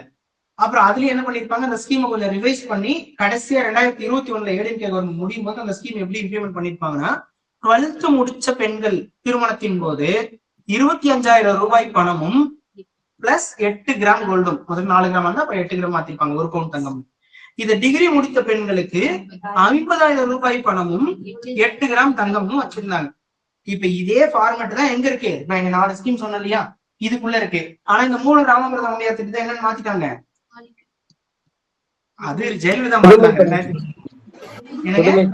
புதுமை higher education assurance scheme. Very good. உயர்கல்வி உறுதி திட்டம் அப்படின்னு சொல்லி பெண்கள் 12th முடிச்சுட்டு யாரெல்லாம் டிகிரிக்கு போறாங்களோ எங்க படிச்சிருக்கணும்? அரசு பள்ளியில் படித்து 6 முதல் 12ஆம் வகுப்பு வரை அரசு பள்ளியில் படிச்சுட்டு யாரெல்லாம் ஹையர் எஜுகேஷன் டிகிரி படிக்க போறாங்களோ அப்பவே மாசம் 1000 ரூபாயை கொடுத்துடுறேன் அப்படின்னு இப்ப மாத்தி அமைச்சிட்டாங்க. இதான ப்ரோக்ராம். சரி, இப்ப இந்த திட்டங்கள் இருக்கு இல்லையா, இங்க இந்த 4 ஸ்கீம் இருக்கு. மூல ராமாமிர்தம் அம்மையார் திருமண உதவி தொகை திட்டம் இருக்கு. இந்த திட்டத்தினால நமக்கு என்ன பெரிய பெனிஃபிட் நடந்துச்சு அப்படின்னு கேட்டா, இன்னைக்கும் நேஷனல் லெவல்ல என்ரோல்மெண்ட் ரேஷியோல, விமன் என்ரோல்மெண்ட் ரேஷியோ ஹையர் எஜுகேஷன்ல அதிகமா இருக்கிறதுக்கு காரணமான திட்டங்கள் இதெல்லாம்.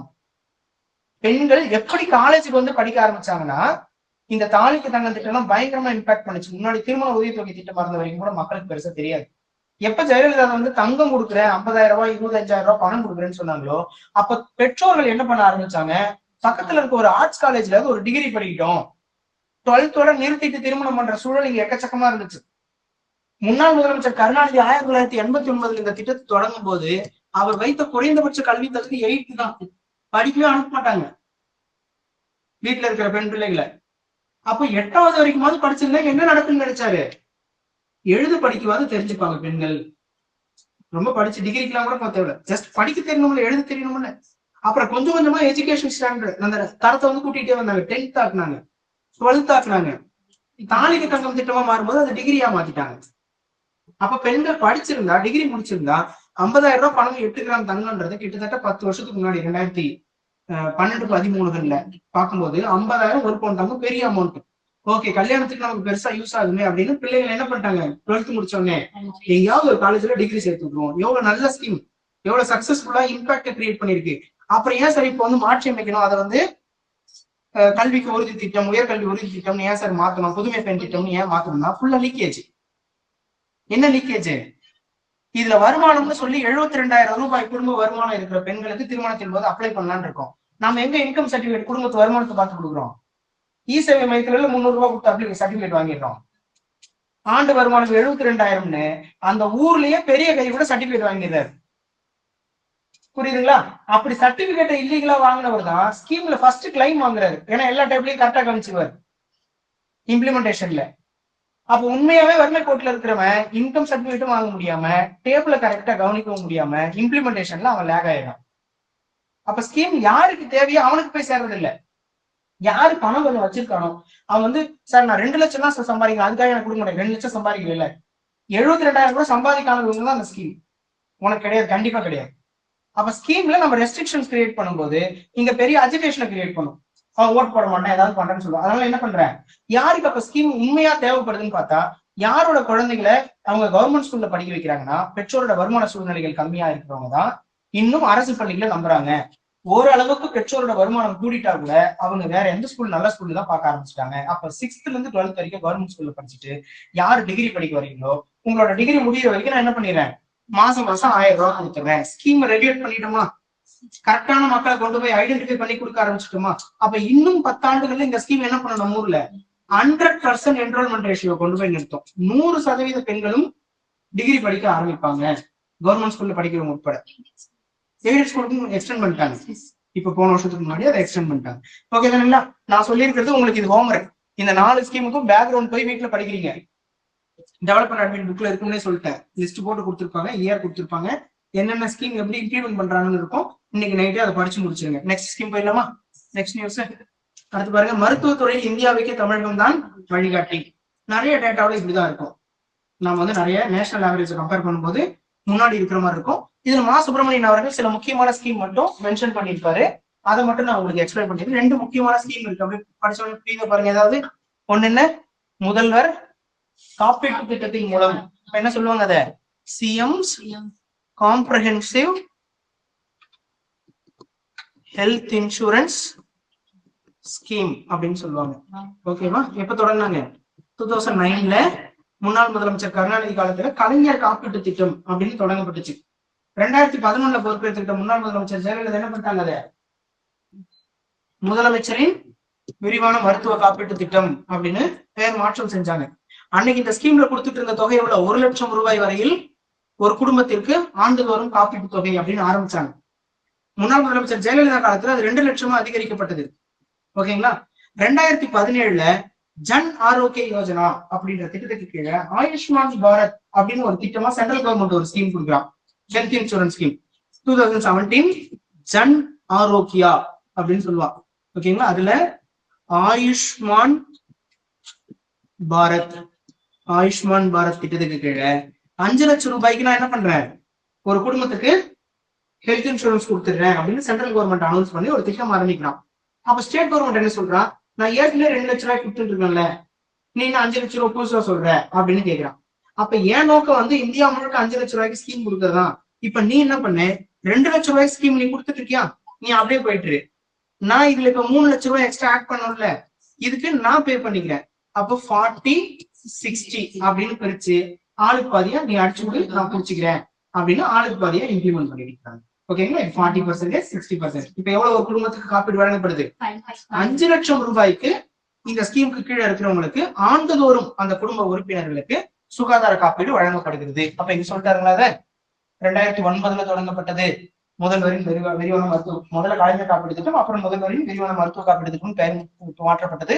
இந்த திட்டம் தொடங்கப்பட்டு 10 ஆண்டுகளுக்கு பிறகு மத்திய அரசினுடைய திட்டமா அதை வந்து 5 லட்சத்துக்கு எக்ஸ்பேண்ட் பண்ணாங்க அப்படின்னா யாருன்னா இன்கம் வந்து 72,000 கீழே இருக்கிறவங்க தாங்க இதுல சொல்றாங்க. ஆனா பழைய நிலைகள்ல யாருன்னா இந்த ஸ்கீம்ல ஆல்ரெடி இருந்தாங்களோ அவங்களும் அப்படியே கண்டினியூ தான் ஆகுறாங்க. வருமான நிலை மாறிச்சுன்னு யாரையுமே ரிமூவ் பண்ணல. ஆனா புதுசா ஸ்கீமுக்குள்ள என்டர் ஆகுறவங்க இன்கம் சர்டிபிகேட் மஸ்ட்.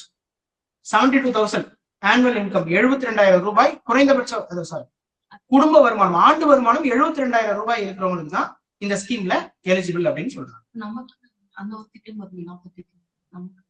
நம்மை காக்கும் 48 இங்க இருக்கு பாருங்க. ஓகேங்களா? எலிஜிபிலிட்டி வந்து ஃபேமிலியோட இன்கம் ஸ்டேட்டஸ் தாங்க. ஓகேவா? இந்தியா முழுவதும் இப்ப கிட்டத்தட்ட 20 கோடி குடும்பங்களுக்கு மேல அதை கவர் பண்ணிருக்கோம் அப்படின்னா பிரதமர் நிறைய மீட்டிங் எல்லாம் வந்து பேசுறாரு. இதுல ஒரு சின்ன அப்டேட் இருக்கு. யாராவது அந்த ஸ்கீம் வந்து நேம் வைஸா அப்படி சொல்றாங்க அப்படின்னு 2024 புதுசா கவர்மெண்ட் 3வது முறையா பொறுப்பேற்றுக்கிறதுக்கு அப்புறம் இந்த ஸ்கீம் வந்து 70 வயசுக்கு மேற்பட்டவங்களுக்கும் சேர்த்து எக்ஸ்டெண்ட் பண்ணாங்க முதியோர்களுக்கு. ஏன்னா எப்பவுமே ஹெல்த் இன்சூரன்ஸ் எடுக்கும் போது வயசு 60 தாண்டிச்சுன்னு வச்சுக்கோங்களேன், அவங்க வந்து ஆதார் கார்டுல இருக்க இயர் மட்டும் போடுவாங்க, ஒரு உத்தேசமான டேட் போடுவாங்க. அந்த டேட்டை போட்டு அவங்களோட ஏஜ்னு பக்கத்துல 60 வயசு ஒரு நாள்னு காமிச்சா கூட பிரீமியம் அமௌண்ட் ஜாஸ்தியாயிரும். ஏன்னா அவங்க நோய்வாய்ப்படுறதுக்கான வாய்ப்பு அதிகம் அப்படின்னு சொல்லுவாங்க. அப்போ 60 வயசுக்கு மேல இருக்கிறவங்களுக்கு இன்சூரன்ஸே பெருசா கம்பெனிகள் வந்து விருப்பம் போட்டி கொடுக்க மாட்டான். அவங்களுக்கு என்னங்க சார் அமௌண்ட் இன்க்ரீஸ் ஆகும்னு சொன்னீங்கல்ல சார்? ஆமாங்க. அது என்ன பெர்சன்டேஜ்ல சார் இன்க்ரீஸ் ஆகும்? எத்தனை பெர்சன்டேஜ் ஆகும்? அதுல பெர்சன்டேஜ் எல்லாம் இல்லைங்க. அவர் 60 வயசு முடிஞ்சு 3 மாசமா இருந்தாருன்னா அவருக்கு ஒரு 20,000 ரூபாய் ஃபீஸ் வரலாம். அந்த ரேஷியோ வந்து நான் உள்ள எவ்வளவு ஸ்கேல் வச்சிருக்காங்க அப்படின்றத நான் பார்த்தது இல்ல. அவர் 66 வயசோ இல்ல 67 வயசோ முடிஞ்சிருந்தா அவருக்கு 27,000 வரலாம். 72 வயசு ஆயிடுச்சுன்னா கண்டிப்பா 35,000 ரூபாய் வரும். அந்த மாதிரி அந்த வயசு ஒரு நாளும் ஒரு மாசமும் 60 வயசுக்கு அப்புறம் கூட கூட கூட இந்த அமௌண்ட் நாம கட்ட வேண்டிய ஆனுவல் பிரீமியம் அமௌண்ட் வந்து இன்க்ரீஸ் ஆகும். சோ என்ன பண்ண முடியலங்க, 60 வயசுக்கு மேல இருக்கிறவங்களுக்கு நம்ம இன்சூரன்ஸ் கவரேஜ் கொடுக்க முடியலன்றதுனால 2024ல 70 ஏஜுக்கு மேல இருக்கிறவங்க எல்லாருக்கும் இந்த ஸ்கீமுக்குள்ள நாங்க ஃப்ரீயா ஆட் பண்றோம் அப்படின்ற மாதிரி பிரதமர் வந்து ஒரு அப்டேட் கொடுத்திருப்பாரு. இதை மட்டும் கொஞ்சம் அப்படியே ரீட் பண்ணி வச்சுக்கோங்க இதுக்குள்ள. ஓகேவா? இங்க ஸ்டேட் கவர்மெண்டோட CMs comprehensive health insurance scheme. இதுலயுமே நீங்க வந்து இந்த 5 லட்சம்ன்றத அப்படியே ஒரு கட் ஆஃப் மனசுக்குள்ளேயும் பதிச்சுக்க வேண்டாம். இதே அமைச்சர் வந்து என்ன சொல்லுவாரு, சில நோய்களுக்கு வந்து நாங்க மாற்றி கொடுக்குறோம் அப்படின்னு சொல்லுவாரு. நீங்க வந்து ரேர் டிசீஸ் அப்படின்னு ஒண்ணு இருக்கு, நீங்க கேள்விப்பட்டிருக்கலாம். ரேர் டிசீஸ் அரிய வகை நோய் அப்படின்னு சொல்லுவாங்க. அப்படின்னா நீங்க ஒரு கொஞ்ச நாள் முன்னாடி கேள்விப்பட்டிருக்கலாம், ஒரு குழந்தைக்கு வந்து முகச்சிதைவு நோய் அப்படின்னு வந்துருச்சு. இந்த முகத்துல இருந்த சதையெல்லாம் ஒரு மாதிரி அழுகி விழுந்துருச்சு. அப்ப இது ஃபுல்லா பிளாஸ்டிக் சர்ஜரி பண்றதுக்கு 15 லட்சம் 20 லட்சம் செலவாகும் அப்படின்னு சொல்றாங்க. உடனே என்ன பண்றாங்க, சுகாதாரத்துறை அமைச்சகத்துல இருந்து அந்த குழந்தைய ரேர் டிசீஸ் அப்படின்ற லிஸ்டுக்குள்ள சேர்த்து இதே காப்பீட்டு திட்டத்துக்கு கீழே அந்த 15 லட்சத்தையுமே கிளைம் பண்ணி கொடுக்குறாங்க. மாற்றுத்திறனாளிகள் இருப்பாங்க, சிலர் வந்து ரெகுலரா மாசம் போய் ட்ரீட்மெண்ட் எடுக்கிறவங்களா இருப்பாங்க. அவங்களுக்கு நிறைய செலவாகிற மாதிரி இருக்கும், நிறைய நாள் பெட்ல இருக்கிறவங்களா இருப்பாங்க மாச கணக்குல. அப்ப அவங்களுக்கு எல்லாம் இந்த 5 லட்ச ரூபாய் லிமிட் பத்தாது. அப்படி இருக்கிறவங்க என்ன பண்ணுவாங்க, கவர்மெண்ட் கிட்ட போய் ரெக்வஸ்ட் வைக்கிற பட்சத்துல அவங்கள வேற கேட்டகரியில மாத்தி விடுவாங்க. 8 லட்ச ரூபாய் கிளைம் பண்ணலாம், ஏன்னா உடல் பாதிப்புகள் ஜாஸ்தியா இருக்கு, 40% பாதிக்கப்பட்டிருக்கு, 50% பாதிக்கப்பட்டிருக்கு, உடல் உறுப்பு செயல் எழுந்துருச்சு அப்படின்னு நிறைய பர்சன்டேஜ் அடிப்படையில இதை மாத்துவாங்க. ஒரு ஹோலிஸ்டிக் வியூல என்ன பண்ணிக்கலாம், நீங்க 5 lakh rupees அப்படின்றத எடுத்துக்கலாம். ஸ்கீம்ல அப்படிதான் மெயினா நம்ம கிட்ட பேசுவாங்க. ஆனா அது அப்படியே 5 லட்சம் தான் ஸ்ட்ரிக்டா நான் மாத்தவே மாட்டேனா அப்படின்னா கிடையாது. நான் பார்த்திருக்கேன் 15 லட்ச ரூபாய் வரைக்கும் அமைச்சர் தலையிட்டு அந்த ஸ்கீம்ல கிளைம் பண்ணி கொடுத்தது நமக்கு நியூஸாவே கொடுத்துருக்காங்க, பேப்பர்ல நியூஸா இருந்திருக்கு. சோ இதை வந்து என்ன பண்ணுங்க, 5 லட்சம்ன்றத ஸ்கீமுக்கு ஒரு ஓவரால் வியூக்கு பார்த்து வச்சுக்கோங்க. ஆனா இது அங்கங்க சேஞ்ச் ஆகலாம், நோய்கள் புதுசா ஆட் ஆகலாம். நீங்க நம்ம எதிர்பார்க்குற மாதிரி நிறைய நோய்கள் இல்ல, நோய்கள் வரும்போது அதை ஆட் பண்ணுவாங்க, அமௌண்ட் இன்க்ரீஸ் பண்ணுவாங்க, சில நேரம் டிக்ரீஸ் பண்ண வாய்ப்பு இருக்காது, இன்க்ரீஸ் பண்றதுக்கு நிறைய வாய்ப்பு இருக்கும். ஓகே தானே? பாத்துக்கிறீங்களா? 70 ஏஜுக்கு மேல இருக்கிறவங்க இந்த அப்டேஷன் மட்டும் கொஞ்சம் நல்லா நீங்களே படிச்சிருங்க. இல்ல நான் அடுத்த கிளாஸ் ஏதாவது நியூஸ் வரும்போது நான் எக்ஸ்பிளைன் பண்றேன். ஓகேவா? நெக்ஸ்ட் போயிடலாமா? முப்படை வீராங்கனை இது முதல் கடல் வழி பயணம், உலக பயணம் அப்படின்னு சொல்றாங்க. இந்த நேம் மட்டும் பாத்துக்கங்க, அவ்வளவு இம்பார்ட்டன்டா. அப்படின்னா ஒரு புது முயற்சி எடுக்கிறாங்க இந்தியாவில் முதல் முறையாக அப்படின்றதுனால. நான் உங்களுக்கு கரண்ட் அஃபேர்ஸ்ல ஸ்டார்ட் பண்ணும்போது சொல்லியிருப்பேன், India's first, world first, Tamil Nadu first அப்படின்னா எதெல்லாம் சொல்றானோ அதெல்லாம் டிஎன்பிசி கொஞ்சம் பிடிக்கும். சூஸ் த கரெக்ட் ஸ்டேட்மெண்ட் இல்ல எது அப்படின்னு சொல்லி டைரக்டா கேட்டு வச்சுருவோம். அப்ப இந்தியாவில் முதல் முறையாக அப்படின்னு சொல்லி முப்படை வீரர்களில் செலுத்தப்படும் பாய்மர படகு, இங்க அந்த இமேஜை கொடுத்துட்டான். ஓகேங்களா? அந்த பாய்மர படகுல உலகத்தை சுத்துறதுக்கான ஒரு பயணத்தை அமைச்சர் ராஜ்நாத் சிங் தொடங்க வச்சிருக்காங்க. அதுக்கு பேரு சமுத்திர பிரதட்சிணா அப்படின்னு சொல்றாங்க. பிரதட்சிணா சுத்துறது, சமுத்திரம்னா கடல், கடல்ல உலகத்தை சுத்தி வர்ற ஒரு முக்கியமான இது. இதுல வந்து 10 பெண்கள் 9 மாதங்களுக்கு 26,000 நாட்டிக்கல் மைல் தொலைவு கடலில் பயணம் செய்வார்கள். உலகின் முக்கியமான மற்றும் அபாயகரமான கடல் பகுதிகளை இவர்கள் கடக்க உள்ளார்கள். தேவையா இதெல்லாம்? சும்மா சரி, ஓகே, உங்களுக்கு வேலை இல்லை, எங்களுக்கும் வேலை இல்லை, சரி படிங்க. சமுத்திர பிரதட்சணா இந்தியாவின் முதல் பெண்கள் மூலமா கடலை சுற்றி வர ஒரு முதல் பயணம். அதனால அந்த முதல்னு பார்த்தா நானும் கொஞ்சம் எடுத்துருவேன். அது அவ்வளவு இம்பார்ட்டன்ட் இல்லை அப்படின்னும் இல்லை, இந்தியாவின் முதல்ன்றதுனால அதை எடுத்துட்டேன். பார்த்துக்கலாம். நெக்ஸ்ட் போயிடலாமா? இதுலயும் பாருங்க, ஒரே ஒரு சின்ன விஷயம் மட்டும் இந்த அப்ரிவேஷனுக்கு சொல்லணும்னு நினைச்சேன். இந்த ஃபர்ஸ்ட் பேராகிராஃபே அது கிட்டத்தட்ட முடிஞ்சிடும். இந்திய கடற்படையின் பயன்பாட்டுக்கான நவீன முப்பரிமாண வான் கண்காணிப்பு. அப்ப என்ன பண்ண போறேன்? ஏர் சர்வைலன்ஸ் அப்படின்ற ஒரு வான் கண்காணிப்பு தானே ஏர் சர்வைலன்ஸ். ரேடாரை வந்து என்ன பண்றேன்? 3D ASR லான்சா என் அப்படின்னு ஒரு நேம் சொல்றாங்க. 3D ASR லான்சா என் நாட்டிலேயே முதல் தனியார் நிறுவனமாக. வழக்கமா இந்த மாதிரி ட்ரோன் யார் தயாரிச்சு கொடுப்பான்? DRDO, defence research and development organisation சொல்றாங்க, இல்ல HAL, இந்துஸ்தான் ஏரோநாட்டிக்ஸ் லிமிடெட், அந்த மாதிரி கவர்மெண்டோட ஆர்கனைசேஷனே தயாரிச்சு கொடுப்பான். முறையா என்ன பண்ணிருக்கான்? ஒரு தனியார் நிறுவனம் கவர்மெண்ட்டுக்கு டிஃபென்ஸுக்கு ஒரு அந்த ட்ரோன் வந்து தயாரிச்சு கொடுத்துருக்கான். அவன் பேர் என்னங்க? Tata advanced system limited. Tata advanced system limited, TASL. இந்த எக்ஸ்பென்ஷன், இந்த லெட்டர்ஸ், இந்த ட்ரோன் அப்படின்றது சமீபத்தில் எந்த நிறுவனத்தால் தயாரிக்கப்பட்டது? பாதுகாப்பு துறைக்கு வழங்கப்பட்ட இந்த ட்ரோன் எந்த நிறுவனம்னு கேட்டோடனே பாதுகாப்பு துறைன்னு பார்த்தோன்னே DRDO செலக்ட் பண்ணிட்டு வந்துருவோம். ஆனா முதல் முறையா அப்படின்னு இங்க இருக்கா? மறுபடியும் நான் போன நியூஸ் சொன்ன மாதிரியே நாட்டிலேயே முதல் முறை. அந்த ஃபர்ஸ்ட்னு பார்த்தா நானும் எடுத்துட்டேன், தேவைப்படலாம், அதனால கொஞ்சம் பாத்துக்கங்க. நாட்டிலேயே முதல் தனியார் நிறுவனமாக டாடா அட்வான்ஸ்டு சிஸ்டம் உருவாக்கி தந்துள்ளது, தயாரித்து தந்துள்ளது. நெக்ஸ்ட் போலாமா? இது வந்து பெரிய பிரச்சனை ஓடிட்டு இருக்கு நேபாளத்துல. இது கொஞ்சம் நீங்க நேஷனல் இன்டர்நேஷனல் பாலிடிக்ஸ் குரூப் 1 மெயின்ஸுக்கு தேவைப்படுது படல அப்படின்ற மாதிரி நீங்க கொஞ்சம் பாத்துக்கணும். இந்தியாவை சுத்தி இருக்க எல்லா நாடுகள்லயும் சமீபத்துல இந்த மாதிரி பிரச்சனை நடந்துருச்சு. சரிங்களா? இந்தியா மாதிரி கொஞ்சம் அட்ஜஸ்ட் பண்ணிக்கோங்க. அவ்வளவுதான் வந்துச்சு. கொஞ்ச நாள் முன்னாடி பங்களாதேஷ்ல இருந்து ஷேக் ஹசீனா விரட்டி அடிக்கப்பட்டாங்க. ஷேக் ஹசீனா பங்களாதேஷோட பிரதமர். ஓகேங்களா? அவங்க வந்து இந்தியா சப்போர்ட்டர்னு சொல்லுவாங்க. ரொம்ப முக்கியமான பாலிசி அவங்களோட, இந்தியா ஃபர்ஸ்ட் பாலிசி. அடுத்து இலங்கையிலிருந்து கோத்தபயா ராஜபக்ஷே, மஹிந்தா ராஜபக்ஷோட பங்காளி, அவரோட கவர்மெண்ட்டை அடிச்சு விரட்டி உள்ள இருந்த அதிபர் அலுவலகம் வரைக்கும் அடிச்சு உடைச்சு மக்கள் வந்து வெளியேற்றினாங்க. அப்ப இந்தியாவை சுத்தி இருக்கிற பாகிஸ்தான்ல பாருங்க, அந்த கிரிக்கெட் வீரர் இருந்தாருன்னு ஒருத்தர் இம்ரான் கான், அவர் பிரதமராக இருந்தா அவருக்கு எதிராக பெரிய போராட்டங்கள் நடந்து அவர் ஜெயிலுக்கு அனுப்பப்பட்டார். ஆப்கானிஸ்தான்ல தீவிரவாதிகள் கண்ட்ரோல தான் இன்னும் நாடு இருக்கு. சரிங்களா? தாலிபான்கள் கண்ட்ரோல தான் கவர்மெண்டே இருந்துட்டு இருக்கு. அப்ப நம்மளை சுத்தி இருக்கிறவன் எல்லாம் ஏதாவது ஒரு பிரச்சனையிலே இருக்கான். அங்க இருக்க ஜனநாயகம் கேள்விக்குறியாயிட்டே இருக்கு. இது வந்து மெயின்ஸ் கொஸ்டினா உங்களுக்கு பார்வைக்கு நான் விட்டுறேன். இதை பத்தி கொஞ்சம் படிச்சுக்கணும். சரிங்களா? நேபாளத்துல இப்ப என்னாச்சு? சமீபத்துக்கு அந்த ஒரு வாரத்துல நேபாள பிரதமர் வீடு அடிச்சு ஒழிச்சு நொறுக்கப்பட்டுச்சு. அங்க இருக்கிற அமைச்சர்கள் வீடு கொளுத்தப்பட்டுச்சு. பார்லிமெண்ட்ல இருந்து அங்க இருந்த பெரிய ஹோட்டல்ஸ் வரைக்கும் எல்லாத்தையும் போராட்டக்காரர்கள் அடிச்சு கொளுத்திட்டாங்க. ராணுவத்தோட கட்டுப்பாட்டுல கவர்மெண்ட் இருக்கு. ஒரு இடைக்கால பிரதமரா அங்க ஒருத்தருக்கு சுசீலா கார்கி அப்படின்றவருக்கு அங்க இருக்கிற அதிபர் என்ன பண்ணிருக்காருங்க? ராமச்சந்திர பவுட்டே பதவி பிரமாணம் செஞ்சு வச்சிருக்காரு.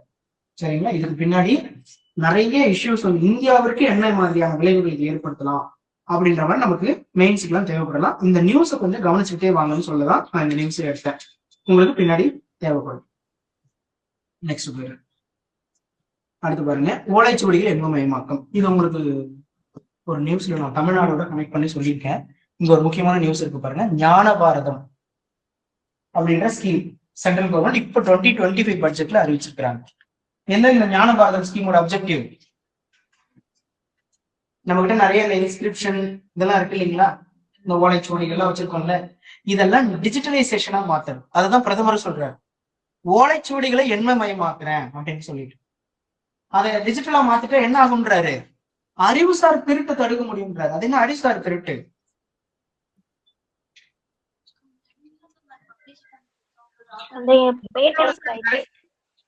Very good. பேட்டன்ஸ். பேட்டன்ட்னு நம்ம வாங்குறதுக்கு முன்னாடி சில விஷயங்களை நீங்க கேள்விப்பட்டிருப்பீங்கன்னு நினைக்கிறேன்.